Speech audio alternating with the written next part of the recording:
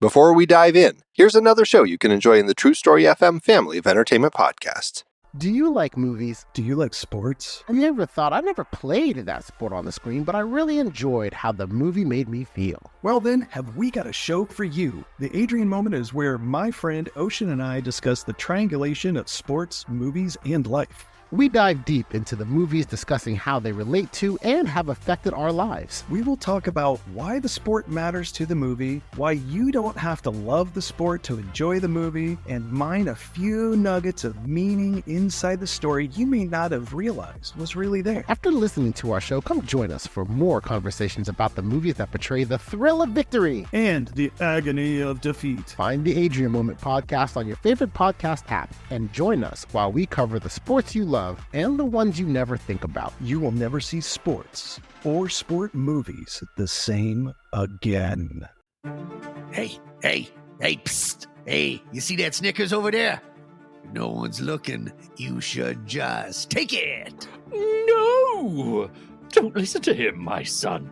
That would be stealing, and stealing is a sin. Sin Schmin, it's a freaking Snickers bar. You deserve to have it. Sinning really satisfies you. Repent, my child. Virtue is the only real snack worth savoring. For that candy bar is merely a gateway to nougat damnation. Has this ever happened to you? Listening to the devil on one shoulder and an angel on the other, and you're not sure what to think? Then we're here to help. I'm Pete Wright. And I'm Tommy Metz III, and this season on All the Feelings, we're examining the 7 deadly sins. You know, the fun ones. And the 7 heavenly virtues. Which are also a thing. Through personal stories, historical oddities, and way too much embarrassment, we take you on a thrilling journey through all the goods and the bads you hear about in church. But without all that pesky church stuff. So come join us for All the Feelings Season 9, a sometimes funny podcast about being human. All the sins, all the virtues. All in one place. Go to allthefeelings.fun to learn more, or subscribe to All the Feelings wherever you get your podcasts. Game over.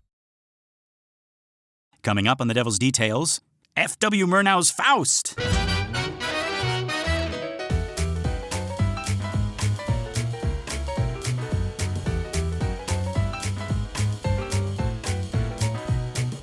Good morning, Star, and welcome to another episode of The Devil's Details, a show where we dig up, decipher, dissect, and deconstruct the many forms of the devil. One of my names is Lester Ryan Clark. And I sometimes go by Keenan Diaz. And we're just two lost souls hitchhiking down the highway to hell. All right, folks, this is it. We made it. You made it. Are you excited? Are you happy? Are you proud of yourself? Pat yourself on the back. We have reached the end of our Faust season. Season? Yes, we have seasons now. Season's greetings. So stupid. Yeah, so we're going to finish up with Faust and then take a little break and then come back with the new season. Yes. On devil stuff. Yeah. Presumably. Yes. Wouldn't that be wild if we didn't? It's like it's the Mermaid Minute. That's what we're doing. Yeah. But no, guys, Keenan really wanted to show me and show us this film. This is the adaptation of our Faust story done by F.W. Murnau, famous director F.W. Murnau. You might know him from Nosferatu fame. Yes, the first Nosferatu, not the new one that's out with Bill Skarsgård. Yeah. Yes, the one sans mustache. Yeah, but I did insist on this one. Lester wanted to take a break earlier. I said, no, we need to do this one. And so it is roughly an adaptation of Goethe's version. So a lot of that's going to be the same. But one of the reasons I was really insisting that Lester and then any of you who are playing along at home take a look at it is because of the specific imagery, especially in relationship to Mephistopheles. Yes. That I think is a big part of the way that we look at the devil. What Murnau and his filmmakers were able to do to design Mephistopheles. Yeah. I was expecting, it was like, oh, okay, so Keenan wants me to watch out for the imagery here. And then when we're on the show, he's going to point out some things that went straight over my head and make me feel stupid. But then the minute this thing opens up, he was like, oh, this is exactly where they got the silhouette for Night on Bald Mountain, because that's what we see here. Yeah, not subtle here. No, it is not subtle imagery. It's like if you turn your head slightly, it's kind of like Night on Bald. No, it's exactly like Night on Bald Mountain. Exactly where the Disney animators get their idea for Night on Bald Mountain is from this. So that's one of our bonus episodes. If you become a member for us, we have an episode on Chernabog and the Disney Devil. But yeah, beyond Disney, there are, I think, a lot of even like the way that we imagine like devil worship and some of the imagery of say how to conjure the devil. Yep. And again, seeing Faust in this context as the old man and then as the young person, which we've seen in the opera, etc. But the way that they frame him here and the way that they have him interacting with the devil, who is how would you describe this version of Mephistopheles? Oh, this version? Well, I wanna talk a little bit about that once we get to him. But before we even get to the devil, all right, guys, we got the Three Horsemen of the Apocalypse, I guess. This was during a great, economic troubles in Germany at the time, Lester. I don't know if you remember, like hyperinflation. People would have wheelbarrows full of Deutschmarks to go and buy their loaves of bread. Right. They were burning their Deutschmarks because it was cheaper than buying the firewood. Right. Stuffing their mattresses. Yes. You want them to have 4 horsemen in this economy? Well, I was also going to say they probably don't want war back, so they're just like, you stay over there.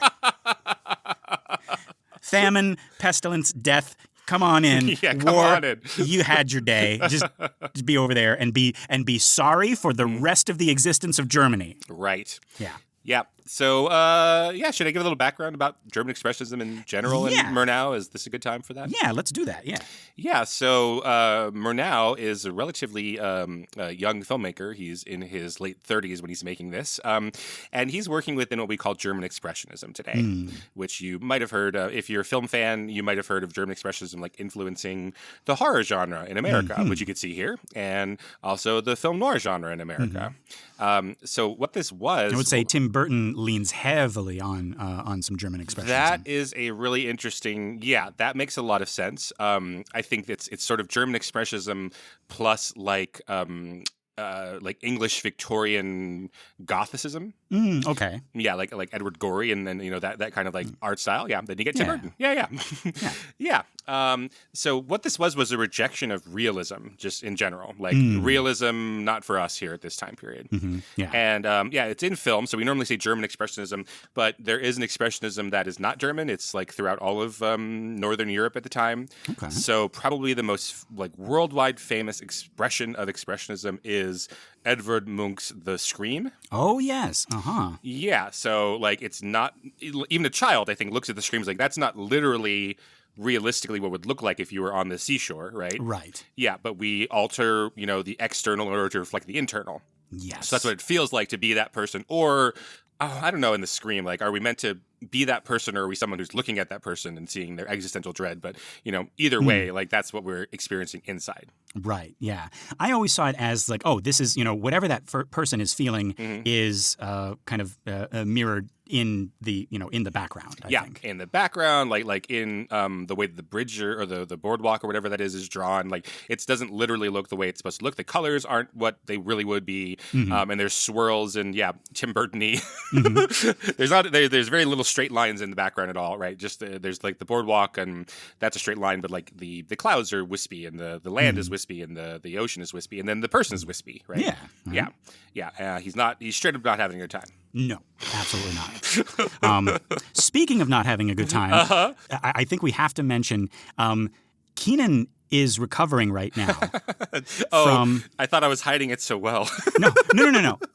No, you were, but I just want to let everybody know how much of a trooper you are. The last time I talked to Keenan, I was like, hey, what do you think of doing the show this weekend? And his appendix spoke, and it said, "Your mother sucks cocks in hell." I'll fucking kill you. I'll kill you all. And I was like, well, gosh. And so he went to the the doctor, and the doctor said, "Your appendix is in here with us." And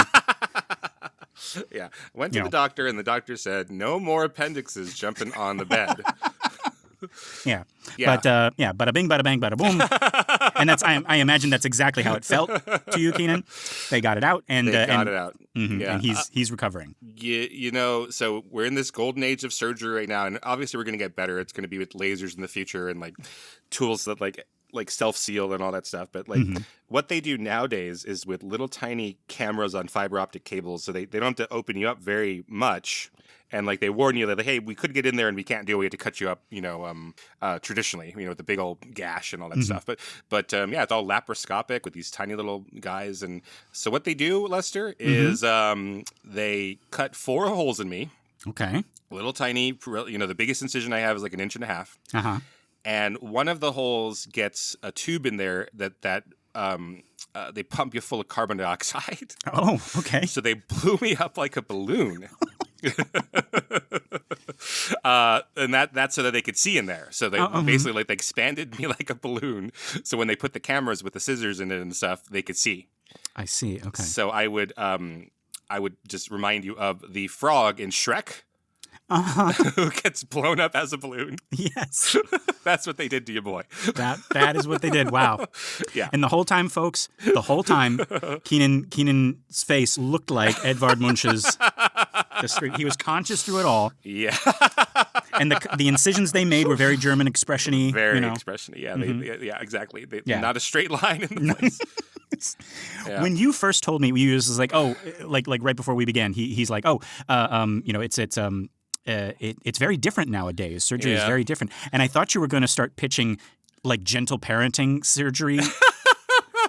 You're like they just talked to my appendix and they were like, all right, now come out. Come on. Yeah, that's not what we do, and this is why. So next time we're in this situation, one.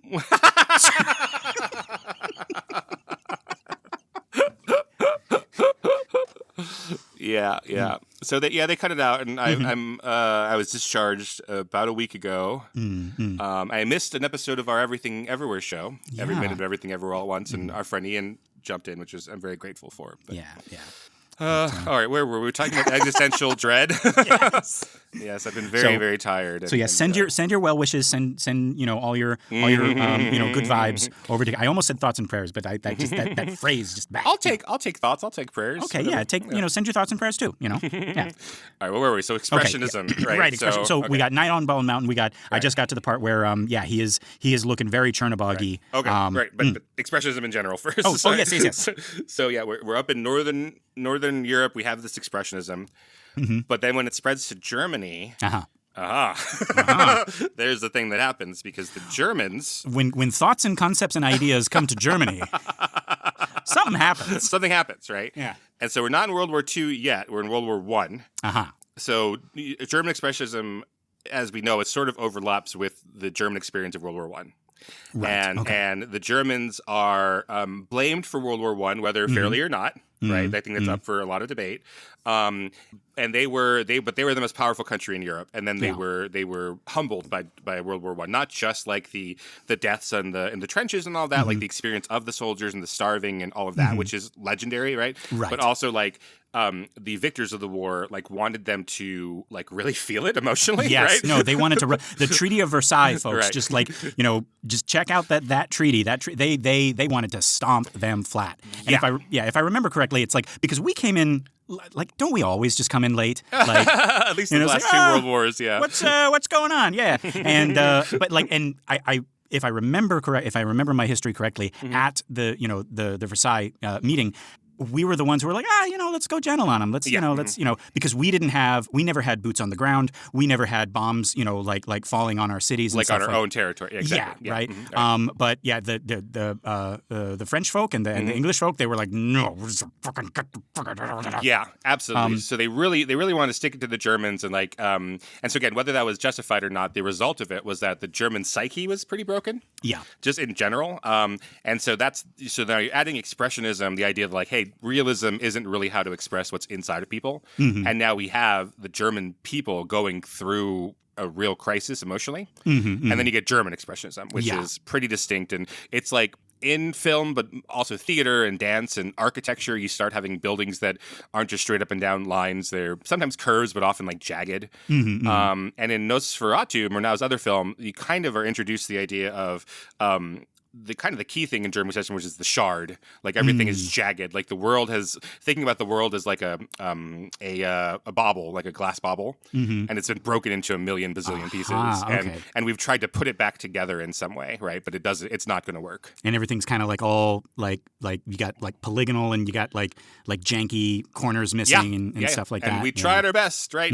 But then also a little Tim Burton-y, you're like, it's not going to work, so I'm going to like wear the mistakes on my sleeve, right? So now I'm purposefully going to make these mistakes, and that's how I like you show that I'm a survivor, right? Right. Let's make an architecturally impossible tower that just kind of like bends weird, and like has like way too like pointy of a roof, and and windows that like you can't actually see through because they're so thin and exactly. Not functional, not straight up and down, but that's how it feels to be in a house, right? Yeah, exactly. So then we mostly look at the movies of German Expressionism because it's the most like one of the most influential like film movements. But this was also in architecture, poetry was jagged and expressionism, and then dance, which I'm not a dance historian expert, but as I understand it, like that's a huge departure, and like we still use expressionistic dance often comes from this period as well from Germany. Oh, okay. Yeah. So then that's Murnau, and he makes Nosferatu, and that is a bootleg version of Dracula, which we talked a little bit about. Yeah. And that's the world's like big introduction to German expressionism on a grand scale. There's a movie before that called The Cabinet of Dr. Caligari that you might have seen, with a sleepwalking murderer guy. But I think Nosferatu is really the like beginning of it, like as a mature art form. Like at least as the world saw everywhere outside of Germany. And it was bootleg of Dracula. And as you probably know, right, they Bram Stoker's estate sued. And said, "Hey, you can't do that." Even though they changed, like in Dracula, he's a wolf and a bat, but in Nosferatu, he's a rat. He's definitely very rat-like. And what like a perfect German expressionist version of Dracula is like bald and pointy. Everything about him is like his nose, his ears, even his teeth they're not. I mean, vampire teeth are pointy, but his are like, it's like two teeth become one teeth. It's very rat-like, very rat-like. And he moves, he jerks, he doesn't walk. He like, like German dance, like expressionist dance. He doesn't have natural movements whatsoever. Right. Yeah. And so Bram Stoker's estate sued and said, not only can you not make Nosferatu, you need to burn every copy. Yeah. And luckily that didn't happen. We still have some, but that became hugely influential too. Yeah. How crazy is that? Like we almost didn't have Nosferatu. Right. Yeah. Exactly. And then, to yada, yada, yada over the rest of Murnau's career, he makes a movie called The Last Laugh, which really like tries to show camera movement. It's like this influential camera movement idea of the unchained camera, the idea that the camera should be able to go wherever the hell it needs to go to tell the story. And long takes and cameras that start up on a balcony and then move downstairs and through elevators and outdoors and stuff like that. And then his last German movie is Faust. Before he is, recruited by Hollywood to come and make some of the best early Hollywood movies. Yeah. Scooped up by the Hollywood machine. That's right. Yeah. So we need some of that German expressionism over here. Oh, they loved it. They couldn't get enough of it. Yeah. So that's like a crash course of German expressionism. There's a lot more. Like at UNLV Film, we teach a whole semester of it, and then our buddies Andy Nelson over at CinemaScope, which is his podcast. He did an hour and a half episode on German expressionism with some experts. To talk about that. But take a look at that. And like a great book on it is called From Caligari to Hitler. Oh, okay. Yeah, a psychological history of German film by Siegfried Krachauer. Yeah, but that's basically it. German expressionism is really brief because by 1933, when the Nazis took over, they were like, no more of that. We're done with that. Right. Yeah, they took over the whole film industry and they wanted propaganda instead. Yeah, right. And we had a whole minister of propaganda. It was a tiny little. He looked German expressionist. He looked like the subject of Edvard Munch's The Scream. That's right. He does. Yeah. Oh boy. All right. Anyway, yes. Anyways, that's where we are. But yeah. Yeah. So what you're saying, Keenan, is this film is kind of like the culmination of Murnau's work, because this is his last thing before he was scooted off to Hollywood, and we get to see all of his tricks from Nosferatu and all of his other works. Yeah, all of his German works kind of lead up to this. And the first movie he makes in America is called Sunrise, which is one of the best movies. But yeah, this is like the culmination of all of his German stuff. Yeah. Got it. And then he dies very quickly after that. So. Okay. So this is. Let's see. He died at 42, a year older than me. Jesus fucking Christ. But he died in a car crash. Don't worry. Okay. That'll never happen to us. No. It's impossible. Yeah. I'm just gonna stay in my home and I'm not gonna do anything. Don't go anywhere. Yeah. Okay. But yeah, like I'm. This is my second, I guess. German expressionist movie that I cool. watched with intent, like actually like taking notes and everything like that. I did see Metropolis, and of course Nosferatu. Oh, great! But this one is like the first one where I'm like, okay, I'm sitting down and I'm paying attention to all the stuff. Very cool. The best German expressionist movies still hold up very much, and yes. Yeah. Definitely. So yeah, speaking of that, so you're saying that this image of Mephisto kind of like with his wings kind of like half folded, this is like I'm looking at it right now. There's no way that Disney didn't get the idea from this image. Right. Yeah. Mephistopheles is introduced in this this version as coming out of a mountain, right? Yes. And that his wings have been folded over him. We see the side of a mountain, and then we understand that, the mountain is actually his wings that he unfolds as he wakes up. Yeah. Yes. That is virtually impossible that is not Disney seeing this, because this is a very famous movie. And then even more than, when you look at the village here, it looks exactly like the village in Fantasia. Like just the shading and just how it kind of like trails off into the back. Yeah. Yeah, absolutely. So absolutely this is that. The hugely influential movie. Yeah. But you know what Night on Bald Mountain didn't have was this big frickin' angel. We got an archangel here, folks. I don't think he has a name. I don't believe so. Or they have a name, but he's just like, halt! So we're to understand that Mephisto has woken up. It's not just that like Mephisto's hanging out and he's been out here for a while and the angel shows up. The angel is here specifically because Mephisto woke up. Yeah, it is. It's similar to Goethe's idea of having this prologue, right? That's sort of Jobian of this bet that they make, right? But it is. It does seem like Mephistopheles does not live up in heaven like the Job Satan does. Right. Yeah. He's of the earth, which I think is a key change in this one. Like, right. Because again, this is the 20th century idea, and by this point, we are much more of the idea that the devil is of the earth and lives of the earth and like of the world is how I should mean. He's like, worldly. He's worldly, right? Yeah. Right. Everything, all the natural things, all the nature that you feel, or your natural feelings, are sinful, and it's because of him. Right. And that's why the devil's original color back in Chaucer's time was green, because he was he was of the forest, he was of the woods, he was the man in green. Yeah, exactly. So our archangel here is this like glowing white, like what I don't want to say like there's no design choices here, but he's like. Imagine an archangel. Just think of an archangel. There you go. That's what you got. Yeah. So he's got this big flowing white robe that looks like lit from within, right? And the long hair, shoulder length hair, but he looks looks pretty cool. And he's got the armor, he's got the sword, and he's like, halt. And Mephisto is like, nah, it's my time. I'm coming out. Right. Yeah. He seems to be. Mephistopheles seems to be waking up because of these brief glimpses. They're not even really scenes that we have of Faust at this point, of him working in his like laboratory. And like again, I don't think German expressionism gets enough credit for inventing the idea of like a mad scientist. Yeah. But we have that in Metropolis, and then if we draw the line between German expressionism and something like Frankenstein, the movie Frankenstein, rather, right? Right. Like that's our image of, because in the book Frankenstein, Shelley doesn't go into really a lot of like how the lab looks or how you make the monster. Right. There's no like test tubes or Bunsen burners or like lightning thingy. Right. That, kind of goes. It's not about electricity or anything. Right. It's just I worked really hard and I woke up the next day and there was a monster that I made. Right. Yeah. So like that comes from German expressionism. So a lot of the imagery here of like Faust working in his lab and dealing with like Rube Goldberg-esque like versions of Erlenmeyer Flass or whatever. You or think of like Bugs Bunny in a lab or something. Right. Like you drop something here and it turns a different color and goes through all these different pipes and stuff like that. Like that's from here and so it seems like Mephistopheles is like awoken by some things that Faust is doing here. Yeah, it like he the angel comes to stop him, and Mephistopheles starts talking about like how shitty humankind is, and it's like it's my time now. I'm just gonna take these guys, and you know, it's like that's what the plague is, right? And the angel does, you know, the god role, and he's like, well, what about Faust? Look at Faust, and he shows, I think, you know.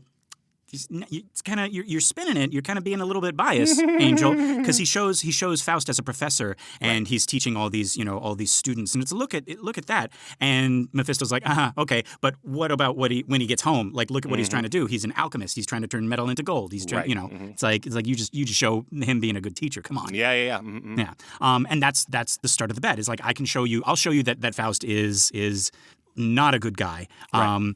Spoilers. He isn't. We have even like halfway through. I was like, oh, maybe this is the no. Because he gets to Gretchen, and I'm like, nope. Yeah, that's all virtually the same. Yeah, but this bet is slightly different, right? It is. It's slightly different from the Goethe one. It's like we're going to see if we could wrest Faust's soul from God, I think he says, right? Yes, I'll wager that I shall wrest Faust's soul from God. Yeah, that's not quite what it is in the Goethe one. And this is like specifically like maybe Faust is like led astray, but I read that as like Faust's soul is still with God in this version. Right. And yeah, like he's on the fence. Like he's a possible convert either way. Yeah, and the angel's like, if you can destroy the divine in him, right, then not only Faust is yours, but the world will be yours. Yes, exactly. Because I guess like Faust is so Faust is like the representative of like the best and the worst of all of us in this version. Oh, good. Yeah, right. Oh, don't make any long-term plans, folks. Faust is our cheerleader. It's like, yeah, exactly. Yeah. But yeah, so you know the bet is made, and the angel disappears, and Mephisto also disappears, and then we get lights up on this town, and we get this charming townsfolk scene. There's just so many like moving parts in this thing. There's like, you know, you got the crowd, you got this like kind of jester fool dancing up on the stage. You got people on a swing. All of this guy doing a handstand, and then like in the foreground of one shot, you got what looks like, I don't know, like two birds or something like that, like kissing or something, and then they become hands. They're like shadow puppet hands. Yeah. But it's like it's stuff that's like everything's happening all at once. It's so quick. It's just this rush of humanity and festivity, but also like debauchery, and you're seeing it all, you know, happen, and you can't take it all in. Like you have to watch this scene just a couple of times to see like each corner of the screen what everybody's doing.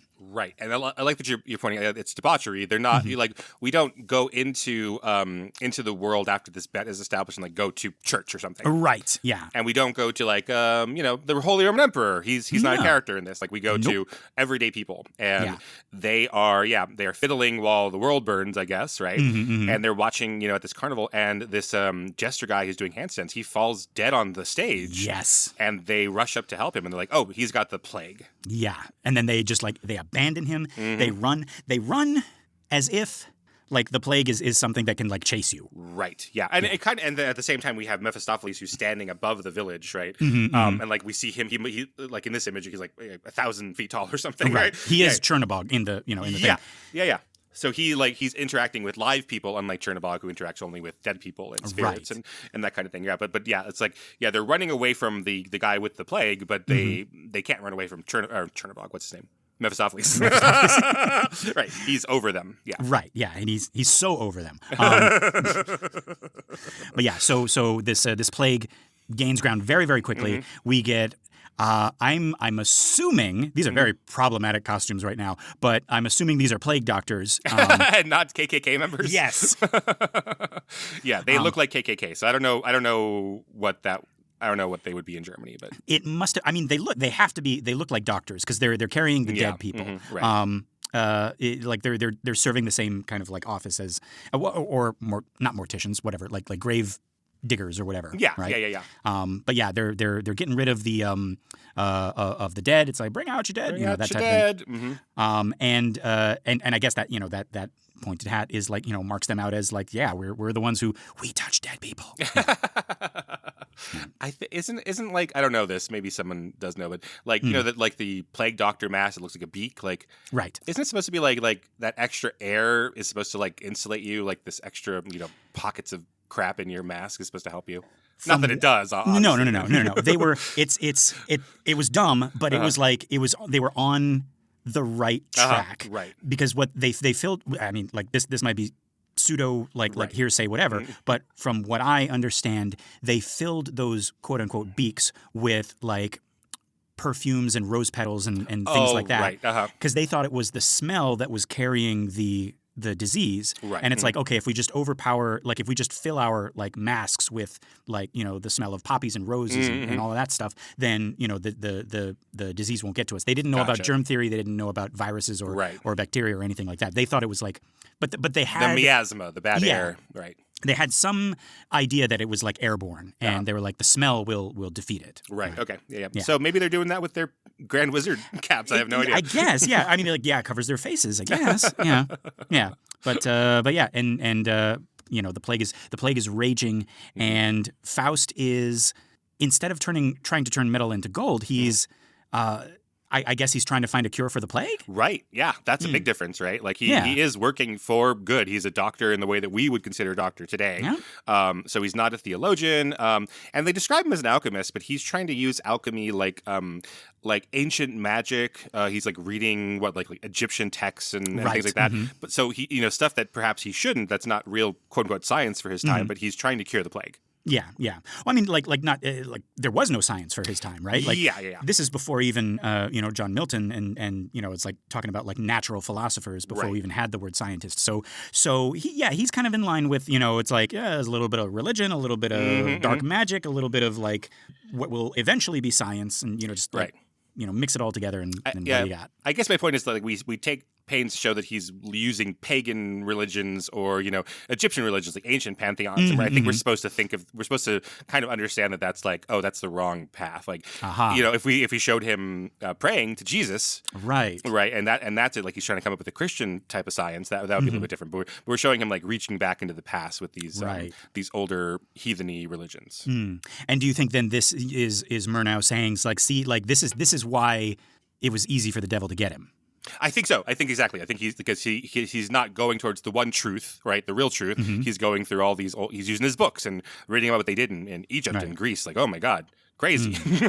with your books and your knowledge and your Right. Yeah, and then we see him like ministering to people, which is different. So he like tries to help this woman. This daughter comes like, help me save my mother. She has the plague, and he goes and does that. He walks the walk in this version. So he is not like in both Marlowe and Goethe's version like a hermit in his like tower of books where he just likes learning for the sake of learning. Right. And suffering. It's like he wants to be like in those ones he wants to be a doctor because like doctors are like respected and esteemed and they know more than other people. Right. Yeah. And he's actually trying to put those into action, which is very different. Right. Yeah. So that's okay. You know what, Faust? Just stay this way. Maybe the plague gets you, and then you know what? That's actually a good thing. Just Yeah. And then we go out into the streets, out from Goethe's place, and we see, a lot of suffering there, which is some of my, I was going to say favorite imagery, but at least some of the more striking imagery that doesn't get talked about a lot. But, like there's these like bonfires in the street and they have all these really shadowy, like, shadows of the people in the streets who are suffering. And there's like a street preacher. He doesn't seem to be like a priest. Yeah. I think you would call him a monk. He's got the tonsure like haircut with the that's true. shaved thing. And the stark image of him holding that cross again is like just like kind of like very, very, it stands out. Yeah, absolutely. And so we see him out there, and so he seems to I don't know, like he's talking about you gotta pray, you gotta repent, etc. And then some of the people try to accept that, and the other people don't. Like there's a debate in the streets about like how to deal with plague, and there's like, okay, we can be an ascetic like this monk, and like just pray until you die, but that's okay. And then there's like a parade of like revelers coming through and like, hey, the town is going to die, so like gather ye roses while you may, and like live through like the dance of fools, which is this is also really influential expressionism in general on like Ingmar Bergman stuff like the Seventh Seal.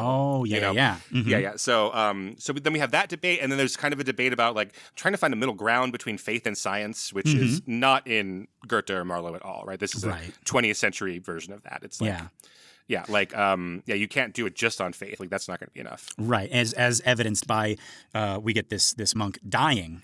So it's like, okay, well that's proof that that doesn't work. But I do like right before he dies, he's the only one who can see the devil. He sees because we get this kind of the whole time that the plague is kind of spreading through.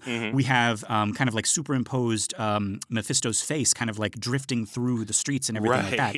Nobody can see that, right? It's more of a kind of like it's like just for us, but our priest is like sees it right before he dies, and it's almost like that's the thing that kills him is the shock of seeing Satan's face. Yeah, looking directly at you. Yeah, right. like out of the hundreds of people in this village, like now he's looking directly at this guy. It's like, right. Boo, and he drops dead, drops his cross and collapses. Yeah. Yeah. And then right after that, we get Faust coming back to, his place, and it's like filled with books, like little miniature towers of books. Right. And he gets so fed up, he just like starts like chucking the books. He starts toppling the towers. He's fed up with all of these books.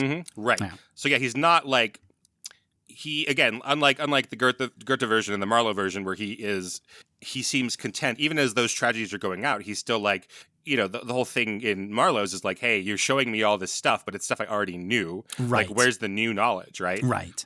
And then in Goethe, it's like some of these books might be wrong, and that's why I'm throwing them away. Here, it's like these books can't help me. These a lot of good these books did. Yeah, and expressionist style, like there's shots of him like in between these towers of them, like overwhelmed by like basically his whole like overwhelmed by his life choices, right?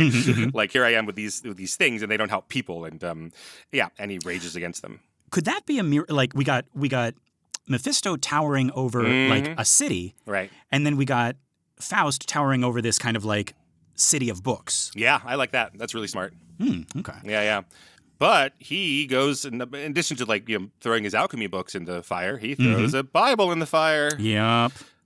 Which we talked about this on the Exorcist Minute. Like even as an atheist, I would as an atheist actor, like I think I would have trouble throwing something that is made to look like a Bible into the fire. I think like there's still something about that deep in my little Catholic boy, or just like not rude person brain.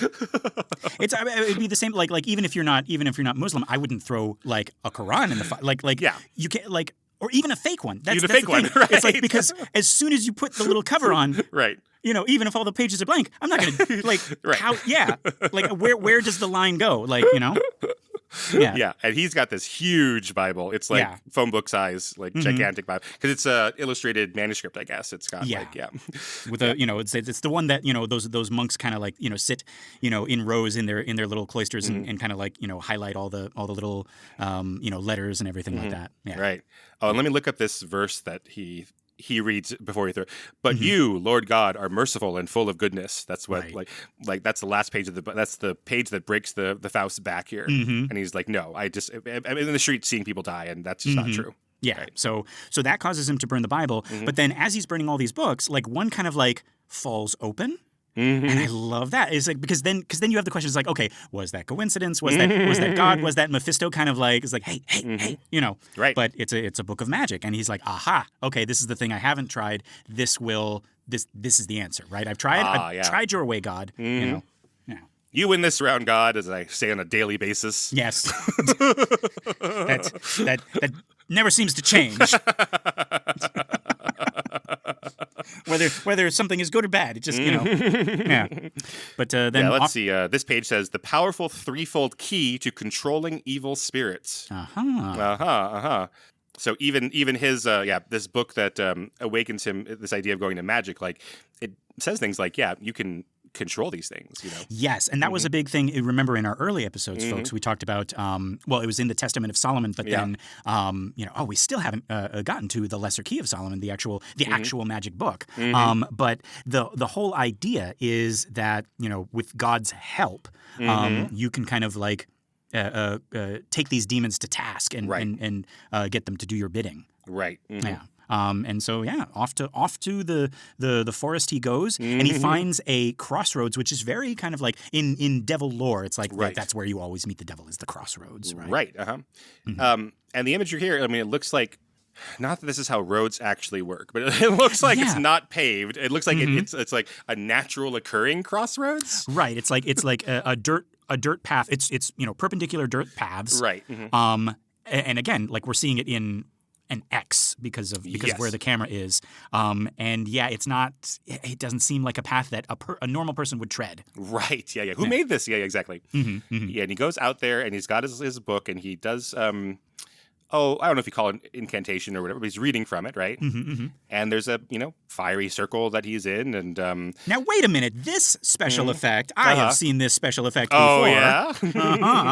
So, folks, yeah, like this fiery circle appears, and then I guess like reflections or projections of the circle kind of like float upward.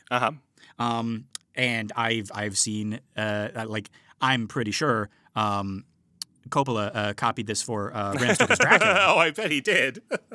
I think Coppola has seen this movie, yes. Mm-hmm. If I had to guess, I would say that world-famous director Francis Ford Coppola has seen world-famous director F.W. Murnau's work, yes. Yeah.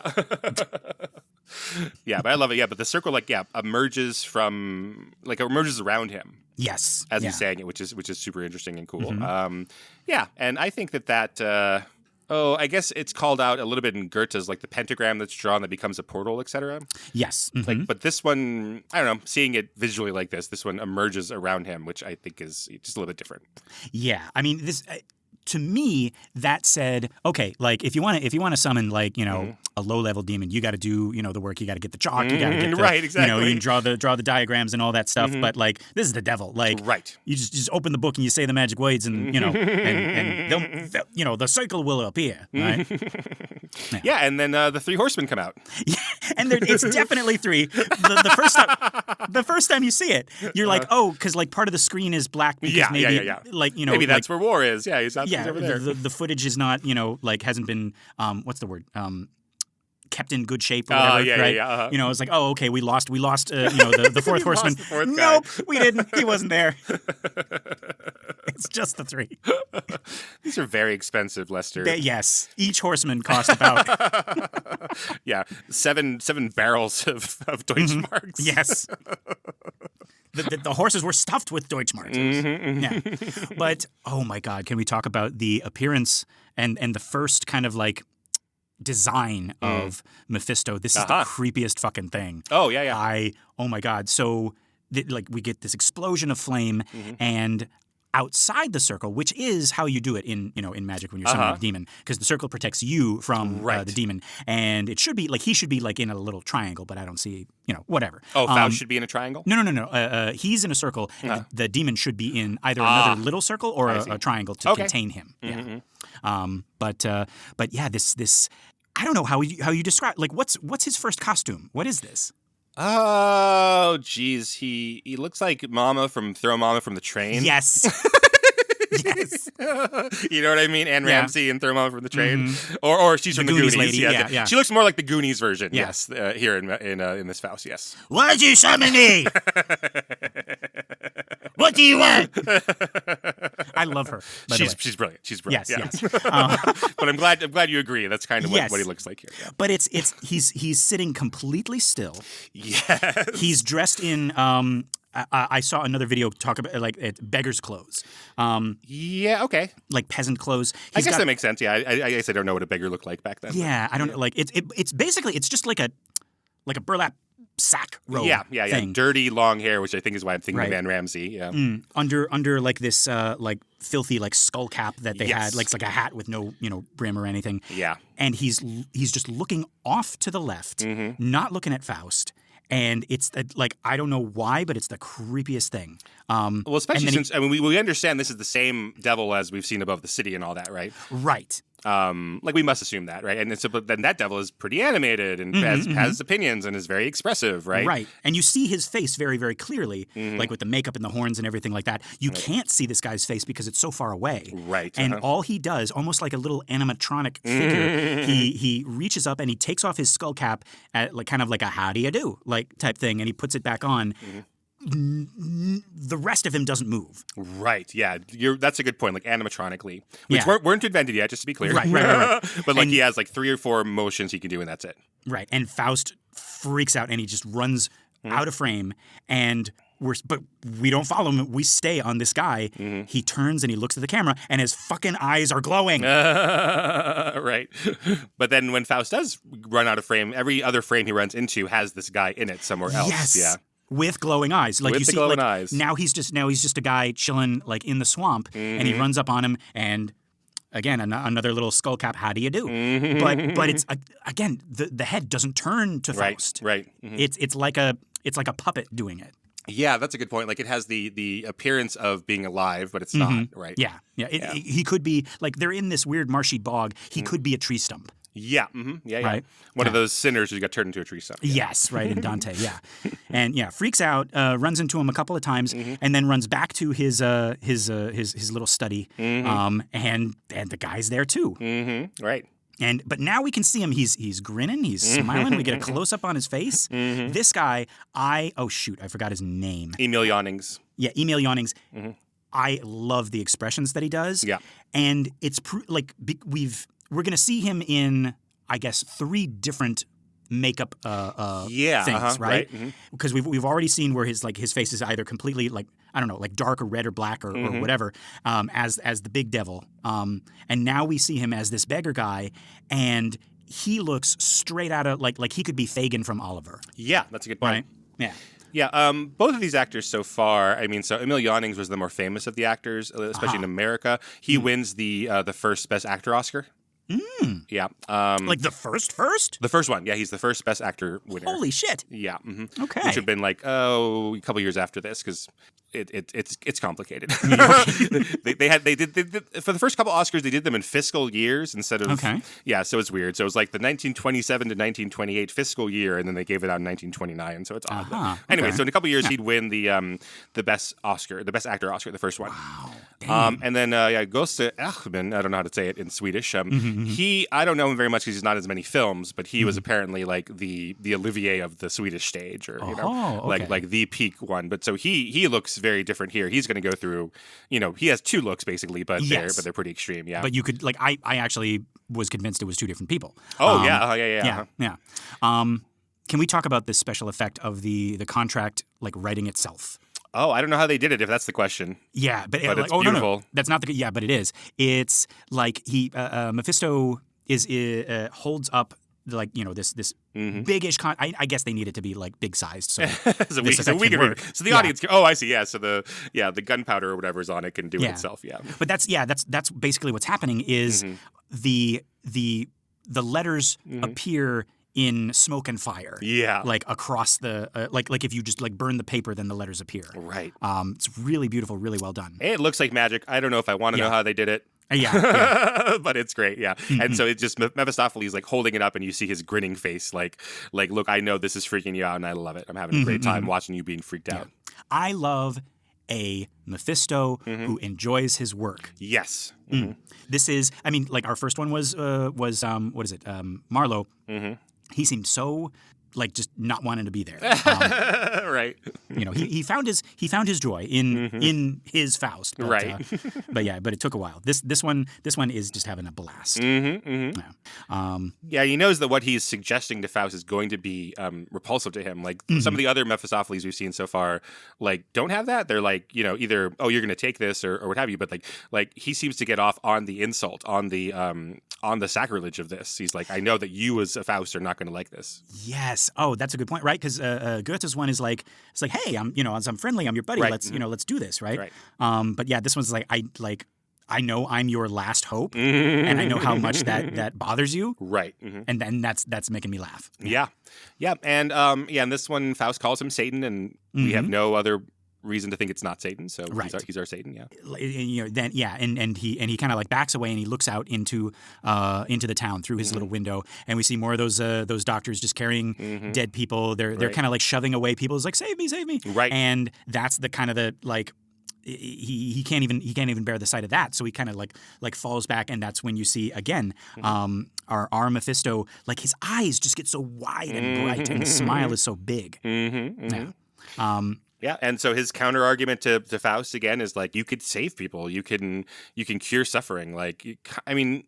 appealing to him as a doctor, but also kind of as a Christian, like, as a good person. You can do this for good. Right. Yeah. So you're going to be doing this evil, but that's just you, and then you can help other people. Right. Like, why are you being selfish essentially in not taking this deal when you can go and cure people? Right. You can be Christ-like. You can like throw away your body and your soul for the good of these people. Yeah. And so again, I know it's like these are hundreds of years apart, but like in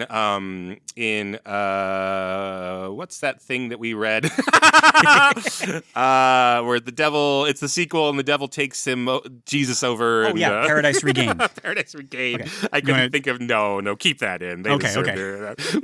I couldn't think of it was like The Matrix Reloaded, The Matrix Revolutions. What's the sequel to Paradise Lost? Lost again, Lost more. I take my eyes off of Paradise for 3 seconds. Yeah, so I know that's like, that's from Milton's age. Paradise, right? What did I come into this room for? Right. I've got my car keys in my hand. That's not it. Paradise. Yeah. That's what I was looking for. There we go. Yeah, but that's from the 1600s, and it's like the way that we humanize Christ and his temptation is things like all the kingdoms of the world, that kind of thing, right?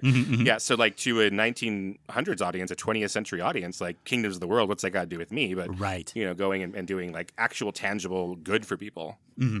Yeah, so this one's like you can help the town that you live in. Right. Yeah. Right. We get our iconic sign on the dotted line. He actually gets in there and like stabs his wrist in the vein. Get yeah, like a suicide vein. Yeah. And he says, this is I think this is a line that they had in Goethe. It's like blood makes quite an extraordinary ink. Right. Yeah. And Faust like runs out immediately as soon as he gets it. He's like, I'm going to go out and try this, and he seems to, and I think every indication is that it really happens. He cures someone of the plague. Yes, and Mephisto is very, very quick to snatch up that that contract as soon as it's done. Oh yeah. He's like, yeah. Before this guy comes back and takes it away. Before he changes his mind. Yeah. Right. Yeah. So they're hailing him in the street as a miracle worker. Wait. Can I just say? So Faust has left his study, and we have an image of Mephisto laughing his ass off. He's gloating. This is the villain evil laugh, right? Right. But as soon as his eyes hit the camera, he's like, serious time. And then he rolls up the thing. He's like, okay, now business. Right? Right, I had my moment of fun. Yeah. Mephistopheles just want to have fun. Yep. But and he's also like looking at the hourglass. Yes. He's like, that my time of fun is over. Right. It's very German. We have a lot of time of fun, and now we go and we get the soul. Yes. Right, exactly. Yeah, so then Faust is out there. He's healing people. He's real miracles. They're coming back to life basically, and they're hailing him as a saint. And the problem is that they then point crosses at him as you would with saint, and he finds himself all of a sudden repulsed by crosses. And we get a little cut because like Mephisto is kind of like he's still in the study and he's kind of eavesdropping and he's looking out there and he's looking at Faust's progress, and he sees this little incident with the cross, and I can't tell, is he happy about this, or is he like, uh-oh, I didn't think about that. Right. Because he kind of he sidles off into the shadows. He's like, time for plan B. Yeah. Yeah, well, that is interesting, as we're going to see. Like, this is a version of the Faust-Mephistopheles dynamic that is... Again, like I was reading the Goethe one with this one in mind. This is the one that I know the best. So like this is how I imagine the relationship, which is like Mephistopheles is like on his side, but is secretly like going around behind his back, backstabbing him at everything, Right. Yeah. So that's the version I like, I guess. He's like, I'm on your side, buddy, hey, buddy, and then he's like, hey, this guy, he's my buddy, but fuck him. Yeah. It's interesting because like. When we see them together, it's kind of like it's like, oh, I can give you this, I can give you that, and we're working out the details of the deal and everything like that. When we see Faust alone, it's always sadness, despair, crisis. When we see Mephisto alone, it's like it's happiness or frantic. Oh shit, what do I do next? Like he's fucking it up. Like I gotta like it's he's building the bridge as Faust is stumbling along. Right. Yeah. He's chaos. He's like he's this version is more like the Joker in The Dark Knight or something. Yes, I like that. Yeah. Comes back in. Faust is like, oh, maybe this doesn't fit for me, and he tries to drink the poison. So that's another trope we got of is like I'm gonna drink the poison. I'm gonna end it all. Weirdly, it happens after the deal is made. Right. And in this one, Mephisto calls him out. He's like, oh, no, you're not going to escape me that way, right? It's like, we remember our pact. And then he says, the trial day is not yet over. So he's got, now, folks, you might remember that I subscribed to the Royal Ballet and Opera.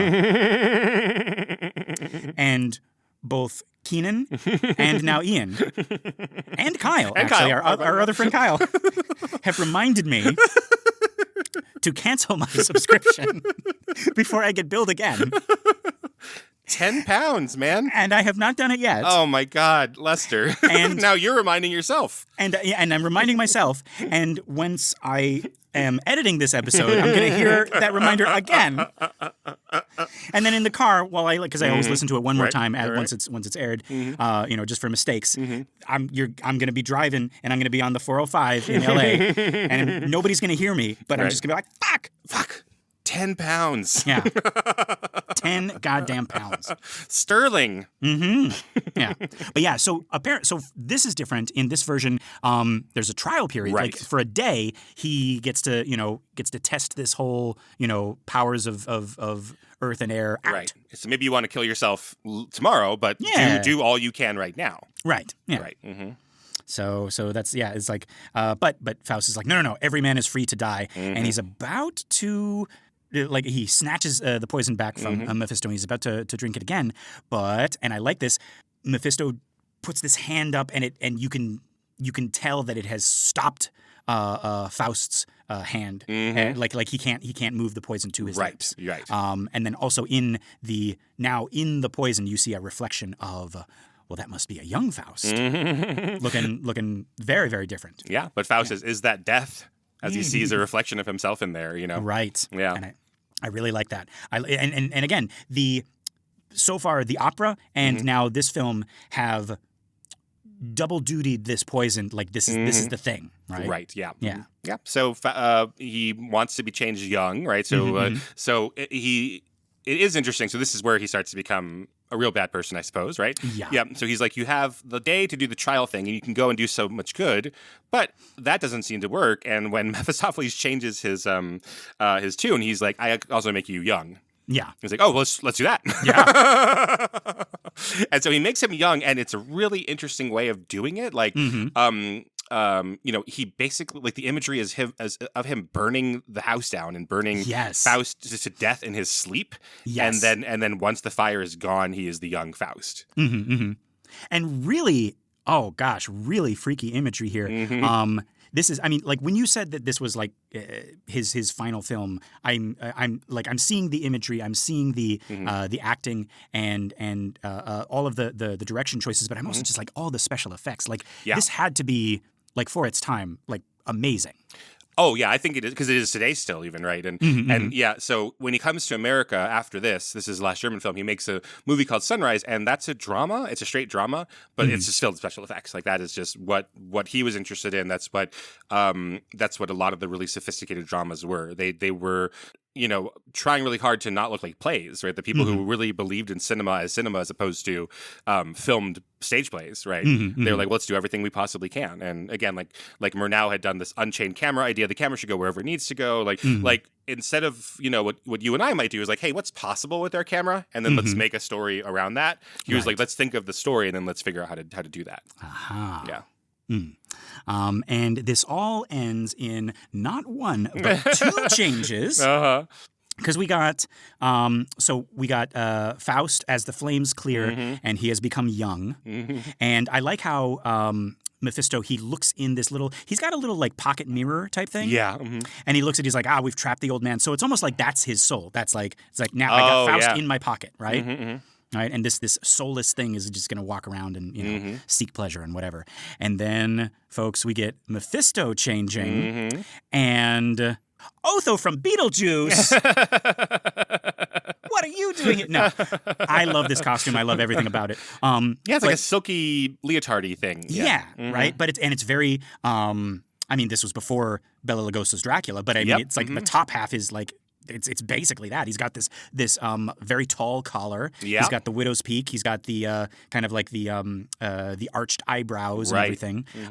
And I love how he kind of, you know, it's superimposed as the same actor, but like the effects have him kind of like sidestep out of the old Mephistopheles And be like, hey, we'll see you later. Like, we'll save you for later. Yeah. I love. He does this little shushing, like he shoos the old Mephistopheles. Always like, Right. Just get out of here. Just get out of here. Right. Now that he's young, leave him with me. Leave him with me. Yeah.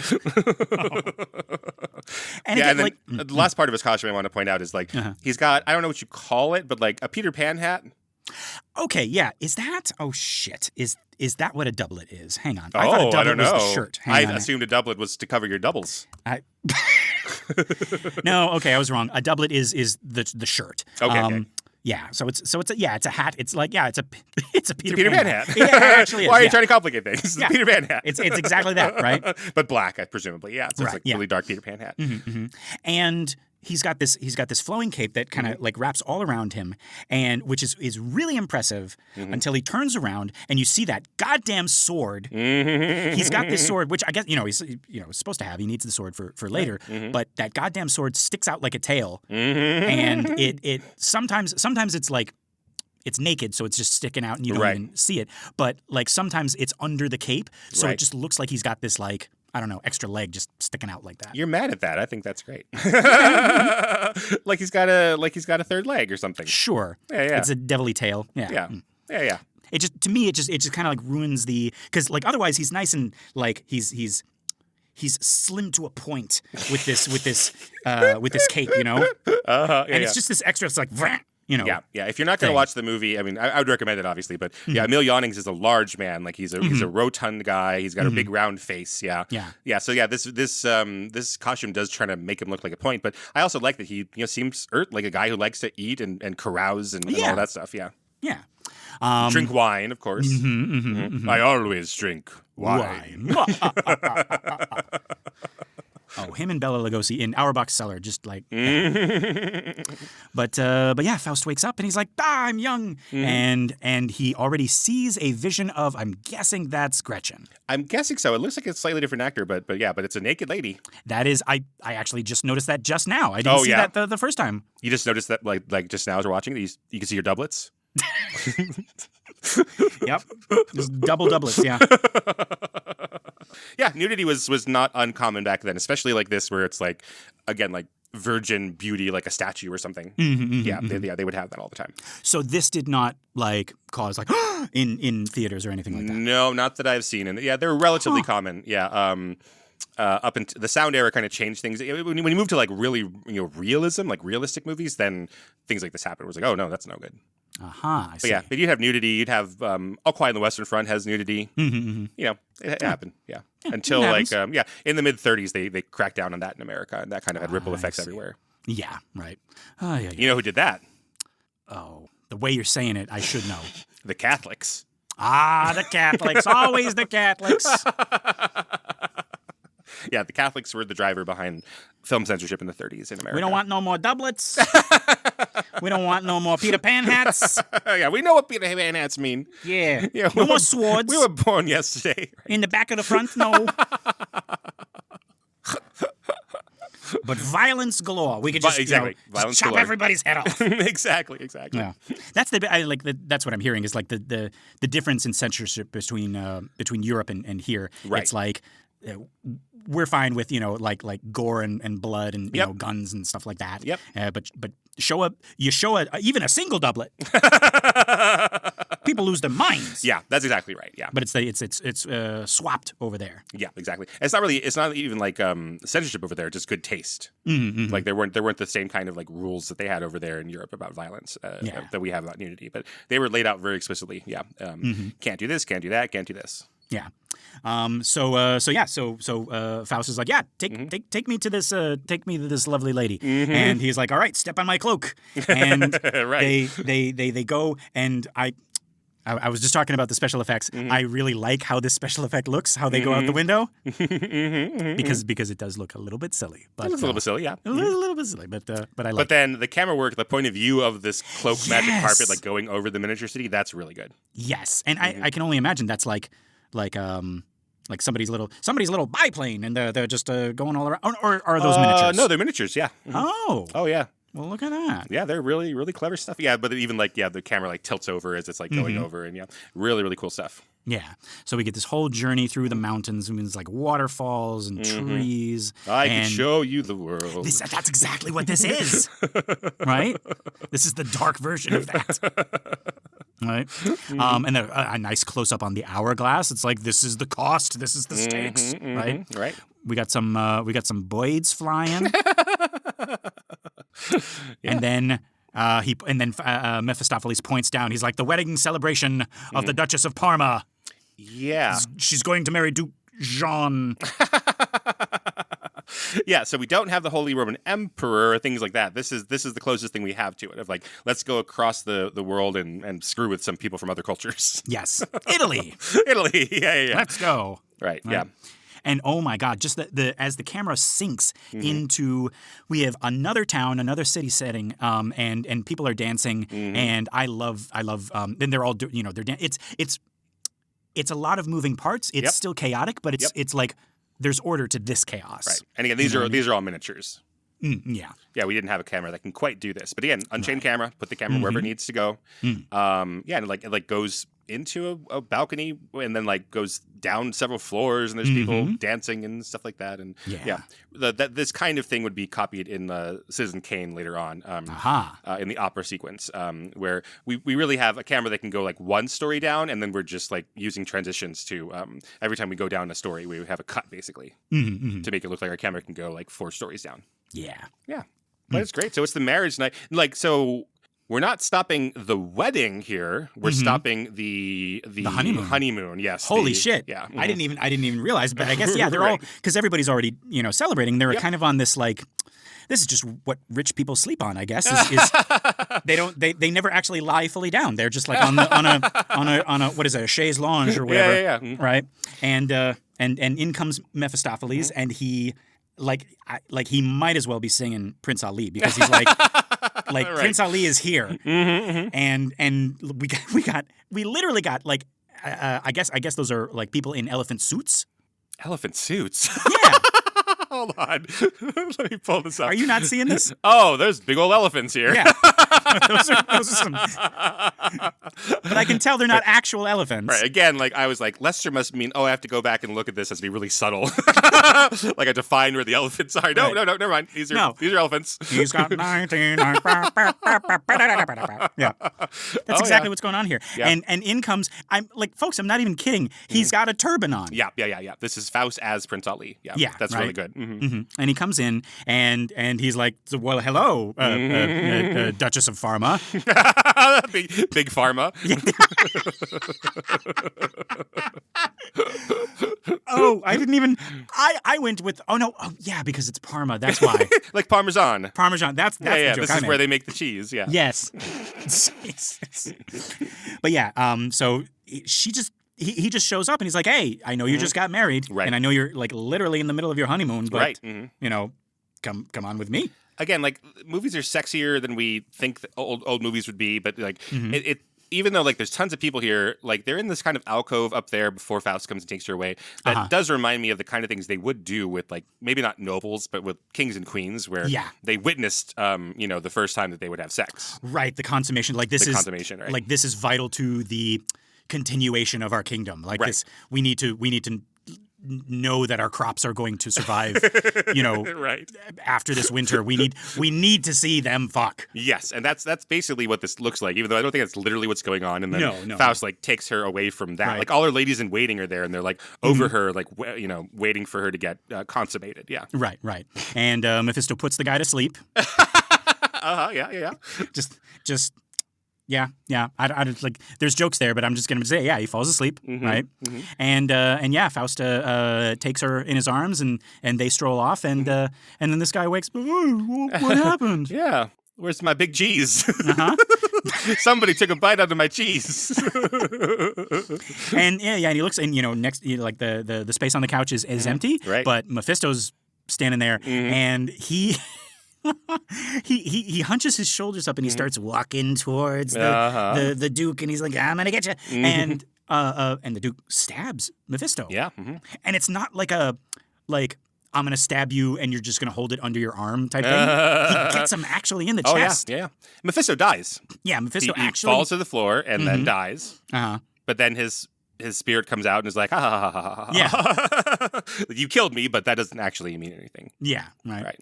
And and he kills the Duke, and everybody flees, and he kind of has this chin up look at the camera. He's like, I'm fucking badass. And then that is that scene, and then we get. I really like this. I'm guessing this is like Faust's bedchambers, or I guess this is a castle in Parma. I guess. Yeah. But he goes up. They just find the nearest empty bedchambers. Like, we have to fuck now. Right. Yeah. Right. Where is the bed? And but like Mephisto knows where they're gonna go, and he grabs this like hanging lantern and he starts swinging it. Right. And I love that this is, because obviously this is for the scene. This is what Murnau wanted, the chaos of the swinging light and the shadows playing on, the bed curtains and everything like that. But the fact that he found a diegetic reason for it. It's like Mephisto is the one who started swinging the lantern. Yeah. Let's get all expressionists up in here. Let's get some shadows going. Yeah, we got light and we got dark. That's what you need for a party. Yeah, it's kind of like good and evil, Yeah. Then we see the hourglass, and Faust is about to consummate her, whatever that is, and then something kind of stops him, and he sees Mephistopheles, and he's over in the corner. Mephistopheles is like, "Your day is over. That's the end of the 24 hours. The trial period. Your trial period has ended. Has ended. If you want to continue with this, right? Right. But that's the thing. It's like.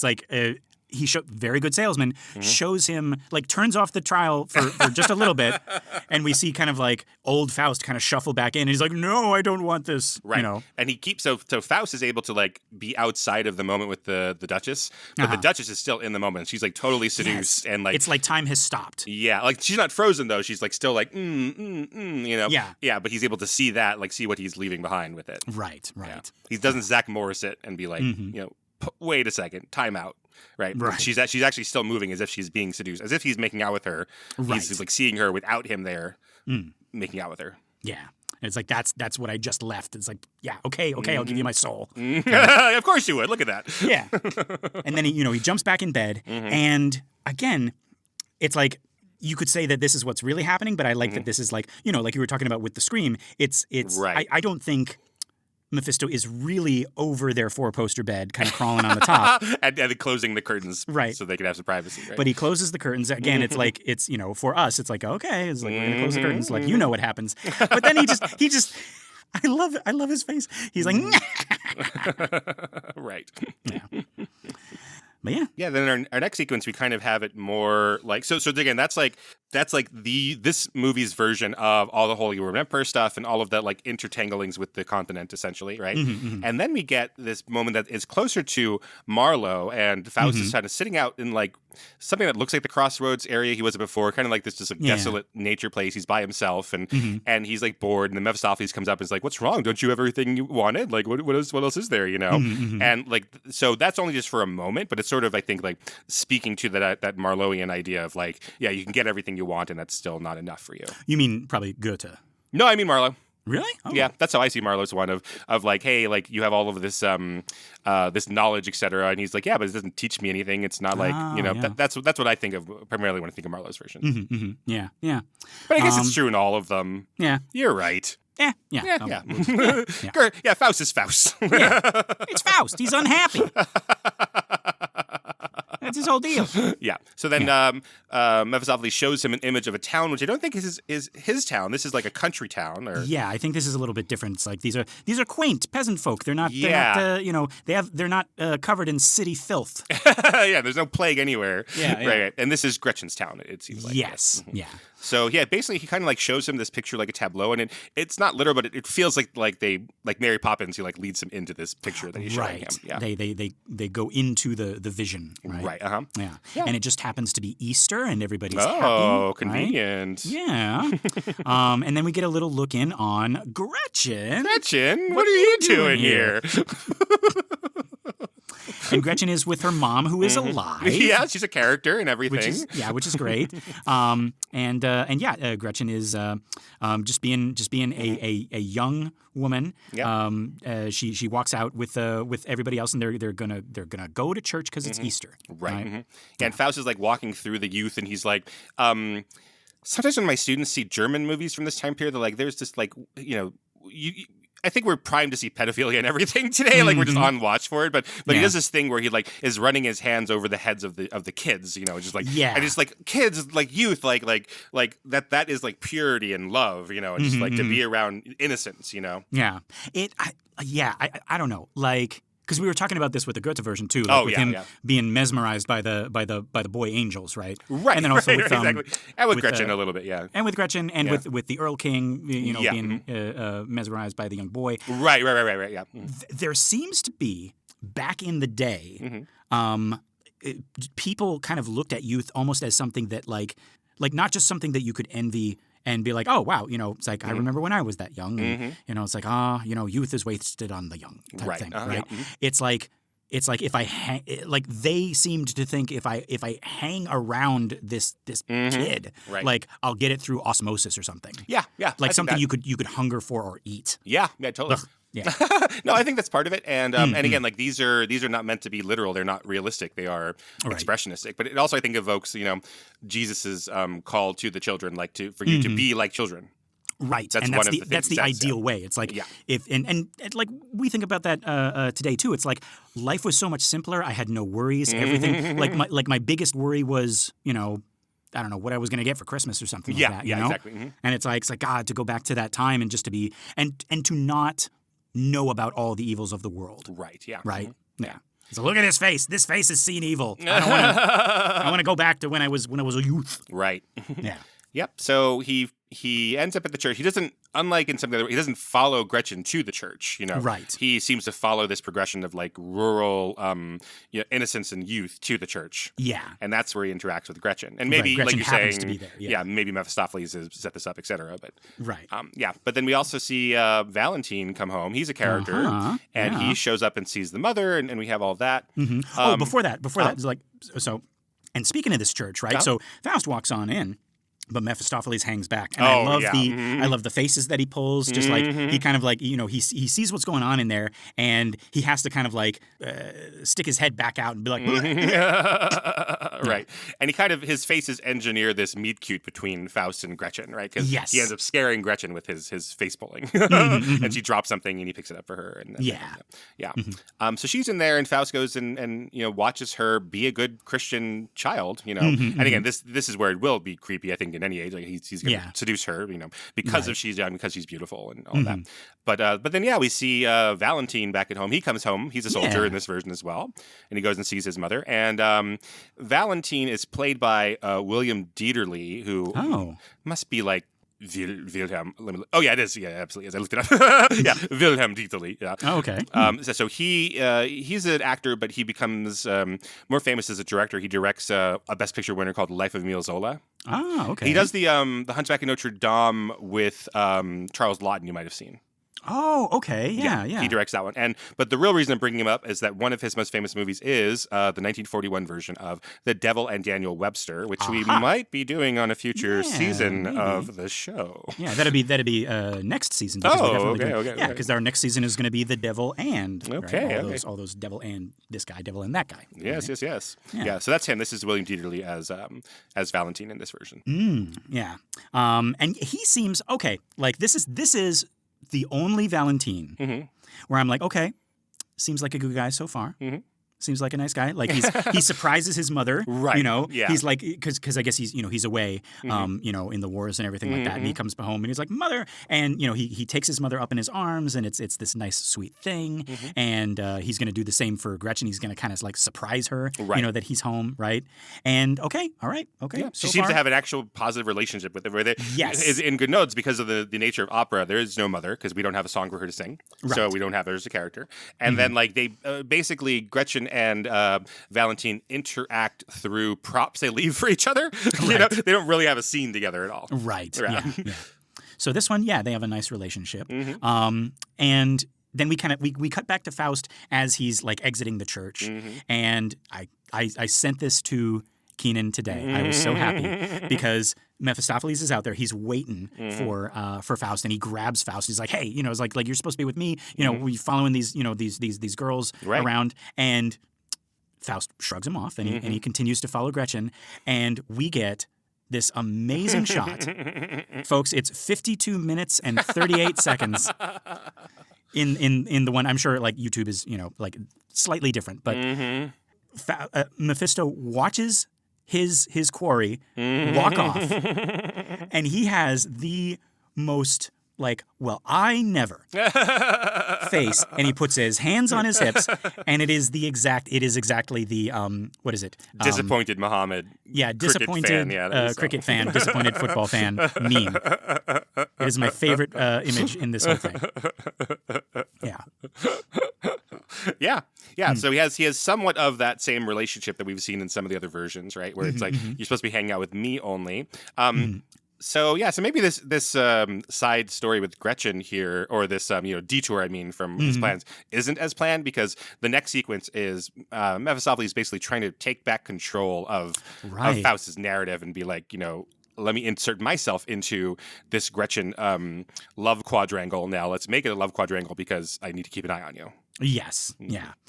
So that's where the famous jewels come from, right? So he has that little box, and this one is a chain, which is interesting. I think that makes sense. It's like, you know, bondage and like you know, you're being controlled by me through this chain. It's not many jewels. It's like this necklace, right? So it's in a little box. I guess you would still call it a casket. I guess so. But yeah, he basically, again, I love the 2-bitness of Mephisto's tricks sometimes, right? Because like we saw him, he began as, you know, Chernobog above the city, and he was like, I'm breathing out the plague all over everybody, right? I can kill people by looking at them. And now he's Joe Pesci in Home Alone sneaking into, you know, this girl's house, right? And he's just kind of like poking around, and he's like, you know, he's like, you know, and then he catches a glimpse of a Virgin Mary statue holding baby Jesus, and he's like, "Bleh," and he kind of like sidles away from it, and then you see another like magic thing where he like puts out his hand and the drawer opens, and then he puts the casket inside. Right. So it's like it's he had the magic to like move the furniture, but he still had to like sneak into this girl's house. Right. Yeah. Exactly. You know, and you know, I could open a drawer. I don't need the powers of hell. I like that too. Even though I'm holding a casket of a necklace, I could still open the drawer with the other hand. But he needs to use magic. So. He still uses his other hand. Like he's holding. It's like it could be like, that's a good point. Like he could have just like uttered a word, and then the thing comes out. But he had to put his hand out, like point to the drawer, and then it opens. It's right. Like, you're like one step away from just opening it with, you know, your hand. Right. Like I have a Roomba, but I follow it around with the remote control because it gets stuck in corners and stuff. And eats cords and cables. So yeah, I still like it though. Like yeah, you don't change nothing, guys, from the past. But yeah, so he heads out of there, and we got a nice family scene. We got mother and son and daughter, and they're all just like celebrating that Valentine is home. Valentine mentions like, hey, you know, it's like, how about the boys? Are any boys, you know, courting you or anything like that? Which is interesting because I mean, it's different from. You know, I feel like our other Valentines would be like, any boys courting you? Get away from him! I'm going to kill him. You know, but he's like, you know, interested, maybe a little too interested. Oh, maybe. But again, I think he's the man of the house now. Oh, and he has to be like, well, yeah, so, you know, can I deal with that while you're in here? Like, you know, we'd have to set these things up properly. Right. Like, but Let while me I'm back in town, do you want to deal with that? Let me scare him straight, you know. Yeah. But she's bothered by this because there is a man that she is thinking about, and she retreats to her room. And that's where she finds the jewels, or I guess the necklace, right? But before the necklace, she's like, oh, I got to get fresh air. She opens her little window, and there's Faust, and he's like tips his hat, right? How do you do? And she closes. I really like that. I don't know if it was meant to be funny, but she's like, I just need air, and then she opens it, and there's Faust. He's like, oh fuck, the one person I don't want to see. Right, and this section is funny. Like, I know the Gounod section is funny. Some people think the Goethe section of this with them is funny, but I think this is played up. I think because all this imagery of expressionism is so dark and really, really, really dark. We see people dying in front of their children and stuff like that, and a jester who dies mid handstand, right? So this section, the first time I saw this movie, I was like, this is way, way far afield. Yeah. To now get this, which is just straight up comedy. Right. This next sequence, yeah. This shouldn't be this silly. Yeah. Yes, and it is very silly. It is very fun. I think it is probably the funniest of the three versions of it. So this is, where we meet Marta, who is now Aunt Marta. Aunt Marta, instead of just, a neighbor. Right. And she is the local magic lady. Oh, Jesus.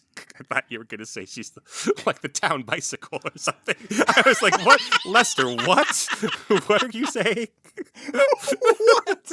I thought you were going to... She's the town bicycle. Everyone's had a ride. I'm like, what? Lester? Okay. How could you say that? How could you say that thing that I was thinking you would say? I don't know, Keenan. I think that's a little bit more on you. But no, I love this version of Marta. But I was interested because, before witches were demonized, like every small town had kind of like a medicine woman that you would go to for your problems, right? Yeah. Even if you would go to church and then like right after you would go to, the local, not doctor, I guess, but like the local... Pogo stick. No. Everyone's had a jump. Sure. No. She's like an apothecary. Yeah, right? Yeah. Just a wise woman who would, But like with folk medicine, and they often were, right? Like older women who their kids weren't at home anymore, or they were widows, and they kind of had time to like have clients administer to people who need folk remedies and things. Yeah. There was, I'm remembering in just like kind of like reading about the history of witches all over the world. Like in Italy specifically, they would have like, a strega, which is, it's just like, just like kind of almost like the, like a female, like Don Corleone, Oh, it's okay. Like, yeah, and it's like, it's like, your two families, you're fighting, maybe not so much, and just like give advice and, and be like a counselor and a like a therapist, but also have like home remedies and stuff like that. And she'd be like well respected in the town, and everybody would go to her for, like physical health things, but also like mental health things, spiritual health things. Like even like you'd go and have confession to your priest, but like maybe before that you'd be like, okay, how much should I tell the priest? Okay. And she'd be like, oh, tell him this, tell him that. And, right. Yeah. Oh, that's really interesting. And a strega? Yeah. Strega, which I think just like is translated as witch. Oh, okay. Yeah, let's see. Strega. Strega translates to witch. There we go. Yeah. All right. But yeah. Wow, that's interesting. Yeah. Now, again, like, historians and people who know a little bit more about this, don't quote me on this. This is just kind of like hearsay from various podcasts and readings and stuff like that. But that's what I'm like because that's what we got Martha doing right here. She's like, oh yeah, take 2 of these things and call me in the morning, and Yeah. But it's like it's not like doctor stuff. It's like a love potion. Right, and that's interesting. Right. So in the other versions, she kind of keeps the chain to herself, but here she shows it to Martha, and she's like, this is, what do you think I should do with this? Like, this showed up all of a sudden, and what is this? And I don't know, maybe if that's like, what do you think? Did magic? Did I don't know, the fairies leave this or what have you? Right, like this. Like I'm smart enough to know this didn't just come from nowhere, but like, what do you think about that? And she talks to Aunt Martha about that, and not her own mother. Right. Yeah. Well, in the Goethe version, she talks to her mother first, and her mother's like, "Oh, we got to give that to the church." Exactly. That's what I mean. So here in this one, she's like, "No, I have this other person, like you're talking about with the Strega, who's going to be like, no, let's make these decisions, on our own." Yeah. Yeah. But yeah, so she brings it, and Martha is she's motherly in the Goethe version, right? In this one, she seems a little bit like there's a little bit of comedy here, where it's like, oh, that's the it's like. Because in the Goethe version, she's like, oh, yeah, don't tell your mom. Just like, leave the jewels here and you can play with them. You can come over whenever you like. But here, it's like, she's like, I like these jewels too. I was like, and Sure. she almost doesn't want to give them back. Right. And that, then Mephistopheles can come over and be like, the same kind of high comedy of the two unattractive people or the less attractive people, like interceding in the love story, right? Like that's here, but he's able to be like, oh, here's your own necklace, here's your own chain, right? And he puts it on her and like feels up her breasts and things like that. Gounod doesn't quite do that, Right. Yeah. Yeah. And in Gounod's, right, they become kind of the parody of the bickering old couple. Like instantly they go back and maybe we're supposed to think that, oh, maybe they do sleep together, but the joke of it is that like it happens within seconds, Right. And they come back out and they're bickering with each other. But here like, this is the future. This is the truth. Right. Never get married. Yeah. But we spend a lot of time here, and Mephistopheles ends up giving, again, like you're talking about, like the inconsistency of like the magic here. He like gives her like a potion, right? Yeah. Right? Instead of just like snapping his fingers, like she's like she's the village drawer. Oh, jeez. Yeah, everyone's had a poll. This none of this is me, folks. I was talking about like an interesting historical cultural thing. Very interesting. Yes. Where she's like the local like magic lady. Right. And yeah. Right. But this has actual sexy, and I think it's supposed to be like funny because again, like they're older, they're heavier, they're not the leads or whatever. But like like we actually show some sexuality between them. Right. There's like romantic love, and then there's like right, the lusty part of it. Yeah. Right. And so they're doing the bow chicka bow wow, and meanwhile, and again, I mean, how old is this joke that it seems like Mephisto has bitten off more than he can chew, and she's chasing him around? Yeah, exactly. Right? Even though he has potioned her and he's the devil, right? Like then now she's doing it, right? That's like the Pirates of the Caribbean, like you go through it, and then there's a pirate chasing a woman through a balcony, and then another pirate chasing a woman around the balcony, and then the next one is the heavier, shorter woman who's chasing the pirate around the balcony. Right. Yeah. So that's, I mean, joke as old as time, I guess. Right. Hey, did you know that women get horny too? Wow. Yeah. The devil. Did you know that? Yeah. Yeah. So yeah, we all the like like you're saying, everything about the Faust and Gretchen part of it is basic to the point of like we don't spend a lot of time on that. Like they go and see each other there, but then the movie like she's picking flowers, doing the he loves me not thing, and then Mephistopheles does that, but with a sunflower. Right. He gets a big sunflower. With all of these different petals. Yeah. And he starts eating it and spitting out the seeds like in Martha's direction. Right. Exactly. Yeah. Yeah. So it is a little odd, I think, in this movie, right? Again, like this sticks out less to me now because I've read all these other Goethes where this does, or sorry, all these other Fausts where this does happen, right? Yeah. But like the movie doesn't necessarily spend a lot of time convincing us of Faust and Gretchen's love. Like it just kind of takes it as a given, and then we spend a lot of time like undercutting it with Mephistopheles. Yeah, that's actually a good point. It's like, all right, by this time, y'all know, right? It's Romeo and Juliet. Right. It's Faust and Gretchen, right? So, they, bada bing, bada bang, bada boom. We don't need a big song like Gounod to end one of the acts, right? Right. Like, okay, they're going to get together. It's exactly what you think it's going to be. Right? Boring. Like, let's go back to Martha and Mephisto. Yeah. Which is super funny, yeah. Yeah. And she snatches so he's doing the same. It's like, he loves me, or she loves me not. And she stops him just like, she loves you. And he runs away. She still has the sunflower, and so she starts picking it off and putting it in her shirt, like putting it down her bosom. Right. Right. Yeah. Yep. So and before we fade to black, we have just a clip of Mephisto running away, and it looks like he spits one more seed at her before retreating into like a doorway. Right. Yeah. And then our next sequence gets very serious again. Like now we're in night, on the studio set, like really high contrast lighting, and and we have shots of Gretchen's mother going to sleep and Gretchen getting ready for bed, and Faust shows up there, and Mephistopheles is like, you know what you want to do? You want to break into that house and have your way with this young girl. And Faust doesn't say like, oh no, he doesn't say like, no, my intentions are pure, I want to marry her or whatever. Like he just basically needs Mephistopheles to say like, that's what you're thinking, so go and do it. Right. You need the tiniest push, Faust. Right. Yeah. So he doesn't use magic or mind control or anything. He just like as a wingman human would do. He's just like, go and do it. Right. Yeah. He's Cyrano Distophiles. Right. But yeah, like he sends him up there, and then like again, like I like this is that Mephistopheles immediately goes down to the bar. Yes. And it's like, hey, Valentine, why don't you go home? Yes. Yeah. Yes. So he's playing both sides, and like again, like I don't know if I can articulate like what's in it for Mephistopheles to screw Faust over, but he just can't help it. Right. This is you know what? He came up here to do a job, but this is for him. Yeah, right? yeah. Like I'm gonna do the job, but I'm gonna have some fun too. Yeah. Right? So like if we're thinking about the bet again, which is to like win him over to hell, like he's both trying to be like, hey, with hell's powers, you can get this girl, you can be young and also fuck you, like I can screw you, and somehow like I don't know if he is thinking about the bet at all, you know? Yeah, because no, like if you just left him with her, right, you would win. You'd Mephisto. win. Yeah, exactly. But like no, like he wants to. I mean, maybe he's thinking it's like, oh, we can get because this is the age of when people who pissed each other off had duels to the death, and right? Like, oh, maybe I can get the brother too. Right. So he gets Valentine to go catch them. He also wakes up the mother to catch them in bed, and they're in bed under a sheet, but they still have all their clothes on. Yeah. But at this time period, it's still enough for her to catch them and have a heart attack and die. They're not separate beds. Right.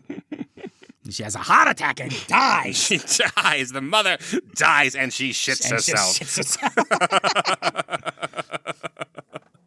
Yeah. And then Valentine comes in, and then That's a running gag, folks. That's just in case nobody's heard that thing we did in our other show. What would they have? That wasn't on the Devil Show. That was on the actual show. No, yeah, that was. We're not just laughing about people dying and shitting themselves. But that's what happens when you die. You shit yourself, no matter what you're doing. Yep. No matter where you are, you die. So you shit yourself. If you can control it, folks.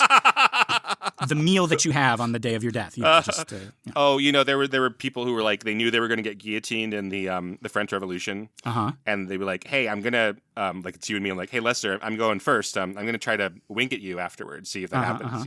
So like people have done those kind of studies and stuff. I don't think it works. I think you just die. Yeah. But yeah, you just shit yourself. So I thought you were gonna say, hey, Lester, I'm going first. I had like a whole bowl full of chili. This is gonna be great.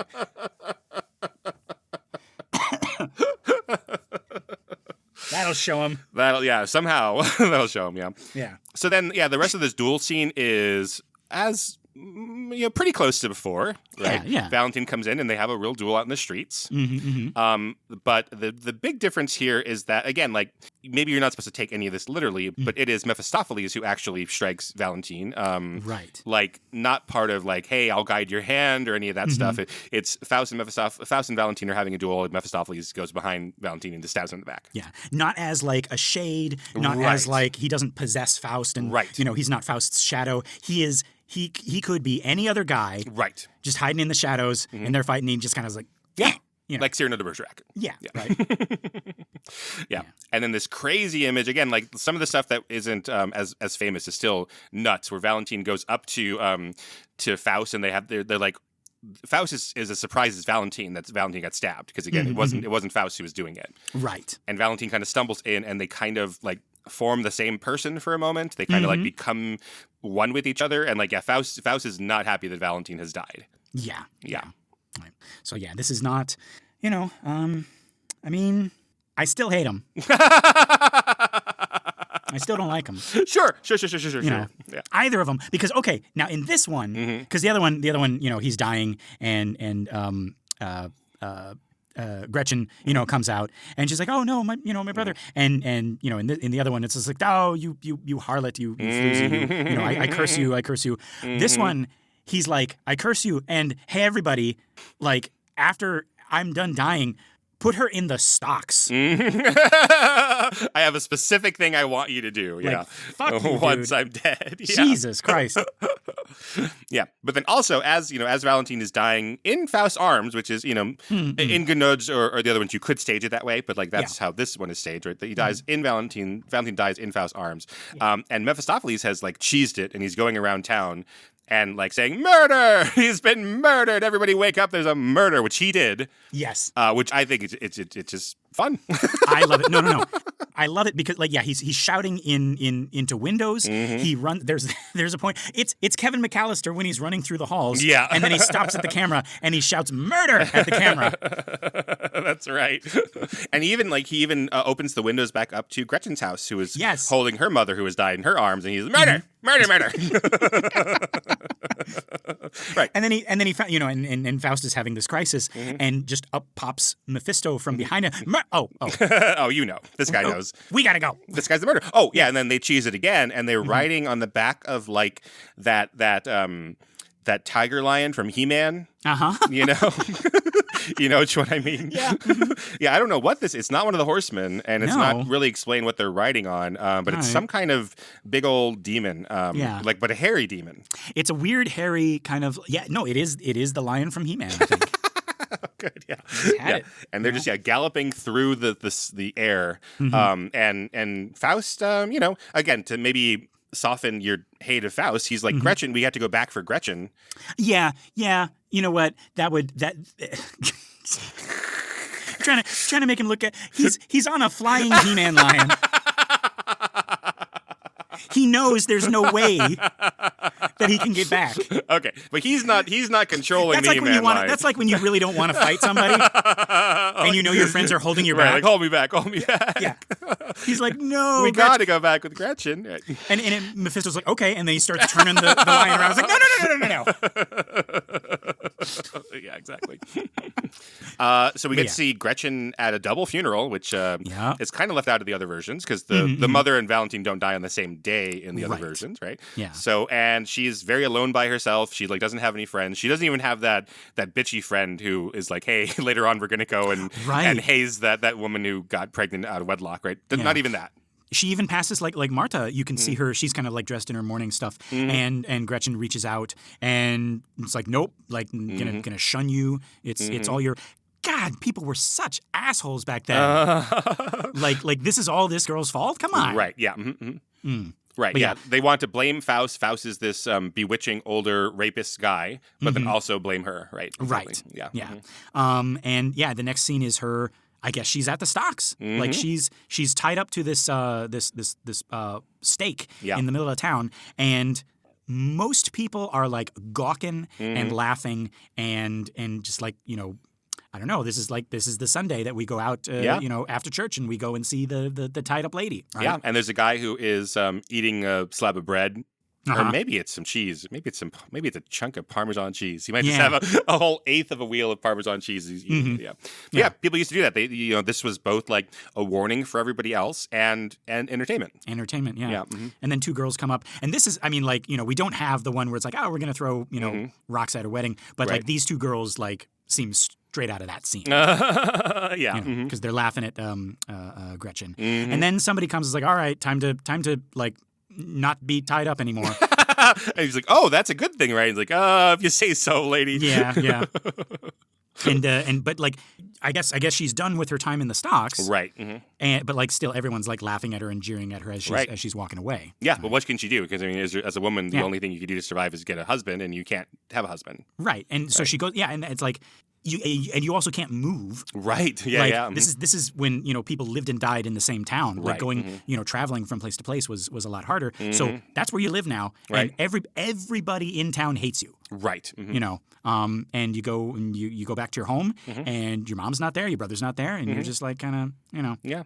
That's it. And where's your baby? And where's your baby? Right. Oh, you have a baby now. What? So that one time in bed that was coitus interruptus by the mother was enough. So remember, kids at home. Right. Yeah. Pre-ejaculate can get you pregnant. Once. Right. Not even once. Right. Exactly. Never. Or you'll end up like Gretchen. Right. Yeah. Just your whole life. Your brother dead. Your mother dead. Your father. I mean, if we don't know where he is, but probably dead. He art in heaven, I imagine. There we go. Yeah. Yeah. So, yes, then we haven't seen Faust since he ran away on the tiger. We've had this whole sequence with Gretchen, which is similar to, Goethe's focus on Gretchen, the tragedy of Gretchen, as opposed to the tragedy of Faust. Right. It is now winter, not in a nice Christmassy sort of a way. Like, it's constant, like, snowstorm and all of that. And she, like, seems to hang out most of her time at the foot of a church. Right. But the church won't let her in, apparently, and she has her baby with her, and so she's wandering through trying to find warmth of anyone who will take her let's talk about this church service too, because they're reading the gospel, and they're talking about the Virgin Mary, and they're talking about the Virgin Mary kind of wandering through the streets and having no, place to lay her head, and no shelter and everything like that. And I just keep on thinking of, today we got some very Christian folk like talking about like, oh yeah, these immigrants from another place, with nowhere to rest, and but they're the Holy Family, they're they're the Nativity. Right. Get out of my way, homeless person, as I walk to church. Like that's exactly what's going on here, because like we pan from the church where they're talking about the Holy Family being homeless. Right. And there we go. We got Gretchen dressed very Virgin Mary-like. That's a really good point. Yeah, she's got the she's got the hood, she's got the the shawl, and she's clutching her baby. And you gotta like. I was thinking you were gonna tell me about like they got her in like a lot of Virgin Mary poses. Oh, like, that makes so much sense. Yeah, very Leonardo da Vinci like painting of the Virgin Mary. Oh yeah, no, that makes total sense. I hadn't thought of that. Yeah, so she's going through the snow, and then we get this really cruel montage of her like going to people and be like, hey, don't take care of me, but can you just like take my baby, adopt my baby, and then like like take my baby just for the night even, right? Yeah. Like I'll die out here in the snow, but please take the baby, right? That's the thing that got me. It's like it's not even like, hey, let me in, let us in. It's like just take the baby. Right. And I don't know, like the social class or the social stigma of like you're a tainted woman. Right. Like I'm not even going to save this innocent child because of, not even because of what you did, but because what was done to you. Right. It stretches all the way to your child. It's like, yeah. And then she has this really famous image later on where she is hallucinating that the snowbank is a crib for her to put the baby in, right? Yeah. So this is different. In the other versions, she kills her own baby, perhaps out of mercy, right? But in this one, it's a straight up hallucination. She does not mean to kill the baby. And it's such an effective. It's a hard cut. Like you see the. Oh yeah, and there's the Virgin Mary imagery. It's like there's at 1 hour 34 minutes and 48 seconds. It looks like a painting. Yeah, you're right.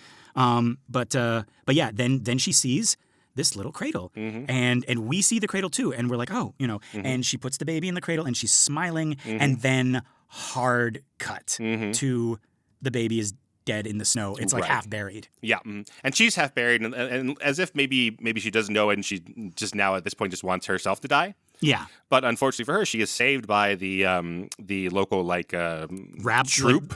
Yeah, the local not minding my own goddamn business club, right? Like they couldn't find her when like she needed them. Right, exactly. It's like we're not gonna help you when you know your baby needs food, but like hey, Yeah. So they say, "Oh, you've killed your baby," and they again shout it so everybody knows. Yeah. And she looks directly in the camera and asks for Faust. She's like, "Faust, save your Gretchen." Yes. Yeah. And somehow Faust, like all the way on that planet with the blue milk. Yeah. Well, then Gretchen's face like floats up through the sky, over this other planet. Yeah, you're right. It looks like an entirely different planet. Do you think he's in hell? No, I think he's still in the world. I think he's traveling from place to place. I think this is, the imagery of, like even though Faust didn't, or Mephisto didn't show him this, this is like, it's like the top of a high mountain, all the kingdoms of the world and stuff like that. Yeah, wow. But you know what? Looking at it now, it's all volcanic. Looks like hell. Yeah. Yeah. And so he sees there, and he hears Gretchen or sees her face right through his love, and he's like, Mephisto, you've tricked me. I realize this now. Like this is all you're doing. I don't know if that's really borne out by the facts. No. But yeah, he decides he needs to go and save her, and he starts to see images of Gretchen being taken to to be what's it called? To be executed. Yeah. Yeah. Oh, burned at the stake. Burned at the stake. That's the phrase I was like. Yeah. Right. So we start to like be able to see that essentially, and then we have our jail scene here is a little bit different from it has been before. It's just her. It's right. It's the kind of thing that movies can do. That's intimate moments. You don't have to dramatize it. We just need to see her in the jail cell. Right. And Faust instead is doing like the movie version of it of like coming to save her, and we're cutting back and forth between the two spheres of action of Faust riding the tiger lion from He-Man and like, her is it going to be led. too late? Right. Exactly. I love because it's just her, and because we have the movie, we can have her we can have the superimposed image of her when she was fine and the kids were dancing around her and she first meets Faust and everything like that, and then that fades and we're back in the prison cell with her, and there's this great close up as she grabs some straw and she starts kind of twisting it. Now that I think about it, because one of the first times we see her is when she's unbraiding her braids. Yeah. Is that what she's doing with the straw? Oh yeah, maybe. Yeah. Because she's got it her hands in the same position, but her eyes are just wide and they're just staring off into the void. Right. Yeah. Yeah. Yeah. They take her. They take her to a pyre. I guess that's what Yeah. That's what you call a pile of sticks that you burn people on. Burning you. Yeah. Right. And that's right when Faust and Mephisto shows up. He sees it happening, and Faust runs down. He leaves Mephisto up on the mountaintop, and as he leaves, notice that Mephistopheles could park anywhere, but he decides to park on the mountaintop. Yes, and have Faust walk his way down there. Yeah, right. Yeah, that was all by design. Yeah. Oh, it's $10 to park your tiger lion down in the city, so you've got to walk the way. Yeah, it's not on a Tuesday. There's street cleaning. There's Right. Yeah, right. But yeah. So Faust runs down there and he takes out his little Mephisto takes out his little mirror. Yeah, and he tells, I guess, the old Faust to come out. Right. So even as our young Faust is running to save Gretchen, he becomes old. Right. And he's kind of crawling up to her, even as she's tied to the stake and is burning. And Gretchen, for her point, she seems to recognize the Faust within the old Faust, right? And, yes. And is in love with him still, right? And he asks her to forgive him, which she does. Yeah. Yeah. And they die together. All right. So he sacrificed himself for her. But no, he didn't save her. So he killed himself adjacently to her. Yes. So that's got to count for something, right? Sure. I will say, of all the Fausts, this is the least shitty. Yeah. Well, what's really happening? I know we're being funny, but what's really happening is that he wants to tell her he's sorry before she dies. Yes, that's the thing. It's not I want to get one more smooch in. Right. It's not that. It's he has to make amends. Right. Yeah. And he does, and he turns back into young Faust. He's just turned into old Faust, but in the fire he turns back to young Faust. Is this her experiencing him as young Faust through his old age, or is he rewarded on Earth for these 10 seconds of life left with his youth again? We don't have an answer to that, but I think that's in her mind. Yeah. I think bodily he is still old Faust until they burn up. Yeah. And then they both float up to heaven in their best versions of themselves. Yes. Young, you mean? Yes. Right. So she's restored to before, her beggar period and all that trauma, et cetera. And then he's restored. And they hold each other as they go up there, right? So it is similar to the ending of the Goethe one, right? Condemned and saved, but they're both saved. Right. Right.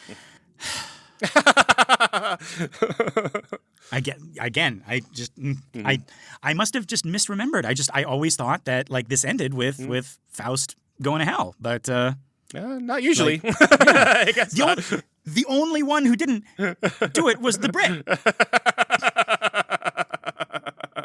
That's the only person who dragged Faust to hell. Yeah. Right? Goethe, this is a German folktale, and there's forgive that guy. And then it's French, and Gounod is make it ambiguous, Because that is what we do. Right.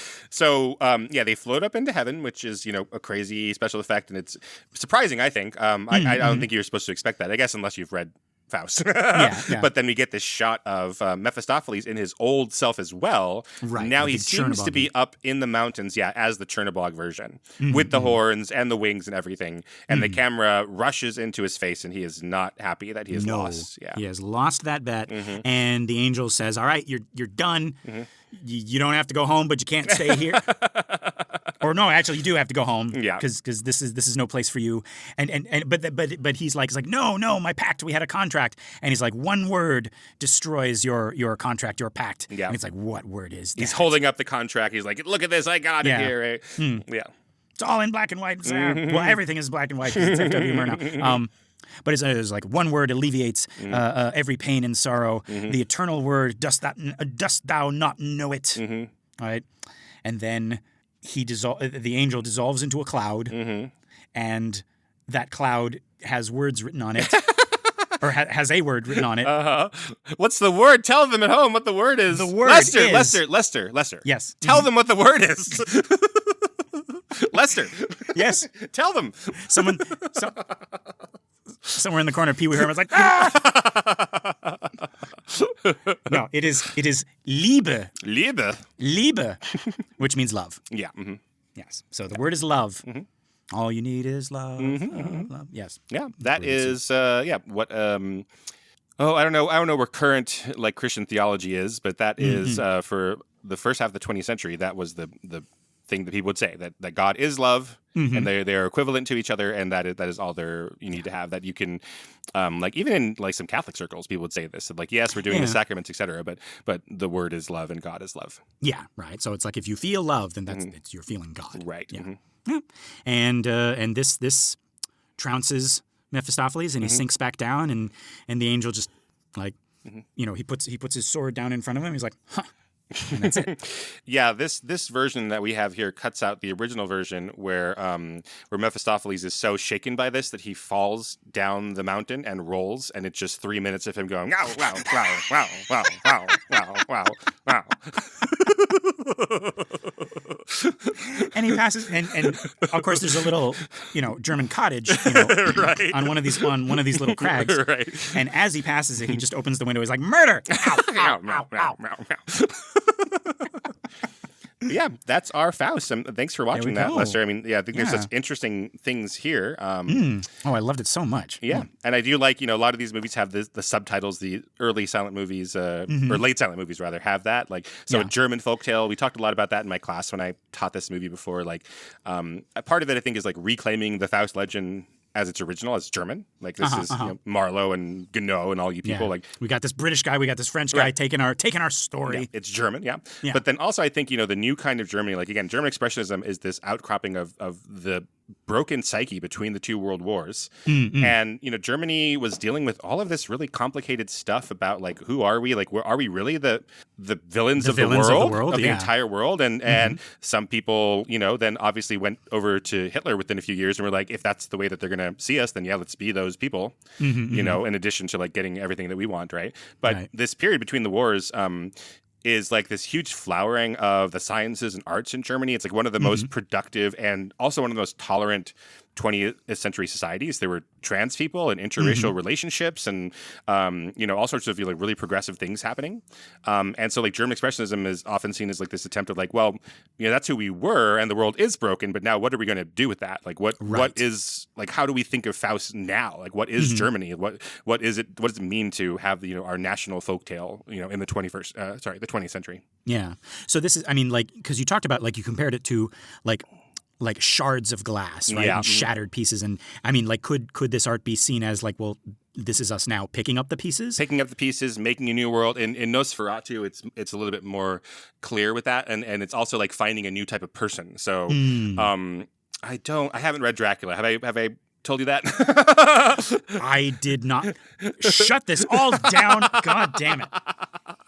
But in Murnau's Dracula, like there's a real big emphasis on the role of the Mina Harker character and her becoming a new Christ figure and saving the world and sacrificing herself. Oh, okay. That is not in the novel as far as I'm aware. No. Yeah. In the all the movies, they like to make like they got to put like a thing between Mina and Dracula. They got to put like she's actually like really, really cool in the book. She's the one. She's the reason you have the book. Right. Because the book is an epistolary. It's like, a collection of everybody writes in a journal, and then it's like newspaper clippings and letters to each other and everything like that. And Mina is the one, like, she figures everything out and she's like, okay, and she just like sits in a room and she puts it all together in one manuscript. Right. And then Dracula comes in and he burns all the originals, like because I don't want anybody to find out about this. And but like it's revealed. It's like everyone's like, oh no, all of our documentation. How are we going to defeat Dracula? And she like kind of like pulls out the manuscript. It's like, I've been working on this. I got it all right here. Ah, okay. And then she turns to the camera and says, and you can buy this for $49.99. No, that's good. Yeah, yeah. So in the Murnau version, which then influences the Coppola one, right? Like Mina is an active participant in there, and then Dracula has this relationship with her. But in the Murnau one, which is similar to the new one that's out, the Eggers one, right? Yeah. In that she the plan that they come up with is that she has to be there as prey for Dracula and be a Christ figure and sacrifice herself. That's this Ellen character. So in the Murnau one, it's more like, who are our heroes? And it turns out it's this woman, it's like making a very feminist stance. And like the new Mensch, the Uber Mensch that we're looking for is a new type of hero. Right. Aha. Yeah. So that's there in a lot of German expressionism. And yeah, I think Faust is a little bit like that, a little more than in Goethe's in our version, at least. Like, right. Yeah. He's more like, I need to sacrifice of myself and pay the piper. Yep. Yeah. Yep. The town piper. Everyone gets a toot. we had to have the three. So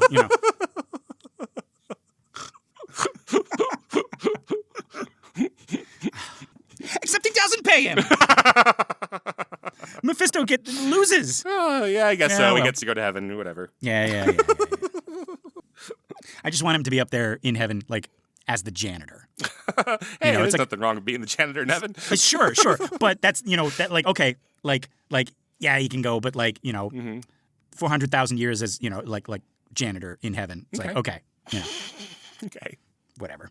But no, folks, that is the end of our Faust season. We have followed Faust, Mephisto, Gretchen, Martha, Valentine. Somehow we lost Wagner on the way. And we gained Sable or whatever. And we gained Sybil, yeah. Sybil, yeah. We don't know where the hell Dick and Rafe are. Or no, Robin, Rafe, and Dick. Right. Yeah, they're just gone. But they're the Merry and Pippin. They're the Merry and Pippin of this whole thing. But yeah, let us know what you think. Let us know. Write in and tell us which was your favorite version of Faust. Right. Because we certainly had enough versions. And I feel like I can now call myself a Faust scholar. Right. Even though I'm not.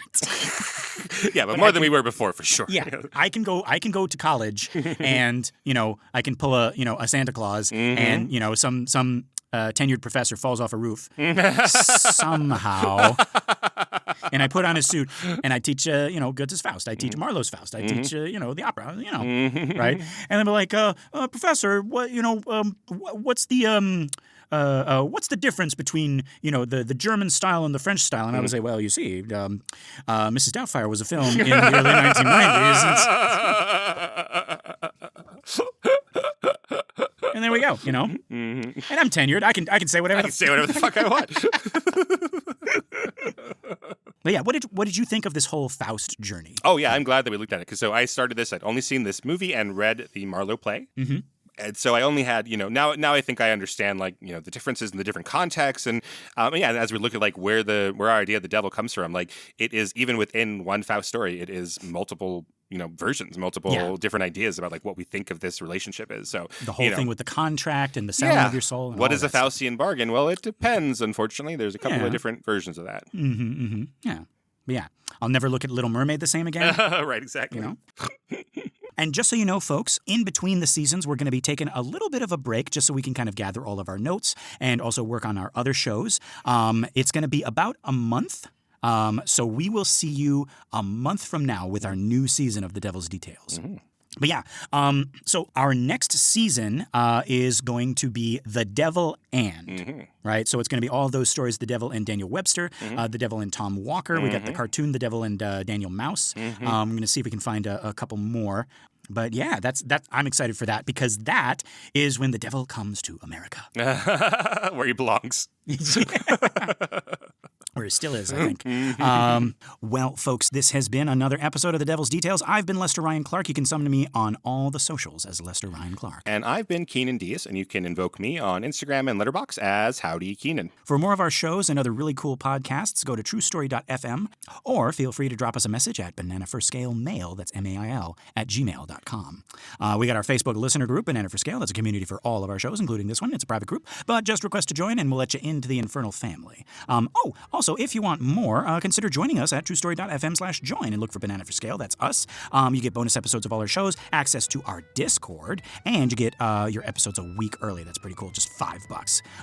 But if you can't spare that, one thing you can do is give us a 5 pentagram rating on iTunes or Spotify or wherever you listen to your shows. That and sharing the show by word of mouth or on social media helps our little podcast grow and find more cool people like you. All right, folks, until next season, love and hisses. Mwah!